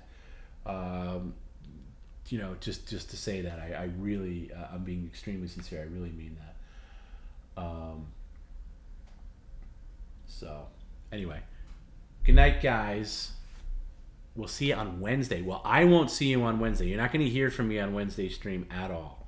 I mean, unless absolutely needed. But I really want to try to resist that. I really want it to be just Perry. We'll see how that goes. My voice is perfect for decompressing from Perry. Oh, that's very sweet, Frank. Thank you. PCL After Hours Therapy. That's exactly what this is. We all got to come down from Perry's insanity. You know, and I think Perry, I gotta say, I think Perry can benefit from a little after hours and now and again, because he gets so worked up. But anyway, another time. If you're not on Patreon yet, I implore you to please sign up for our Patreon. It really helps me out personally. I do split it with Perry. It helps him out. It helps us out. And there's some good stuff on Patreon right now. I'm going to be posting some more. And yeah, that's it. Buy your tickets to Pottstown and PCL for life. Hail Satan.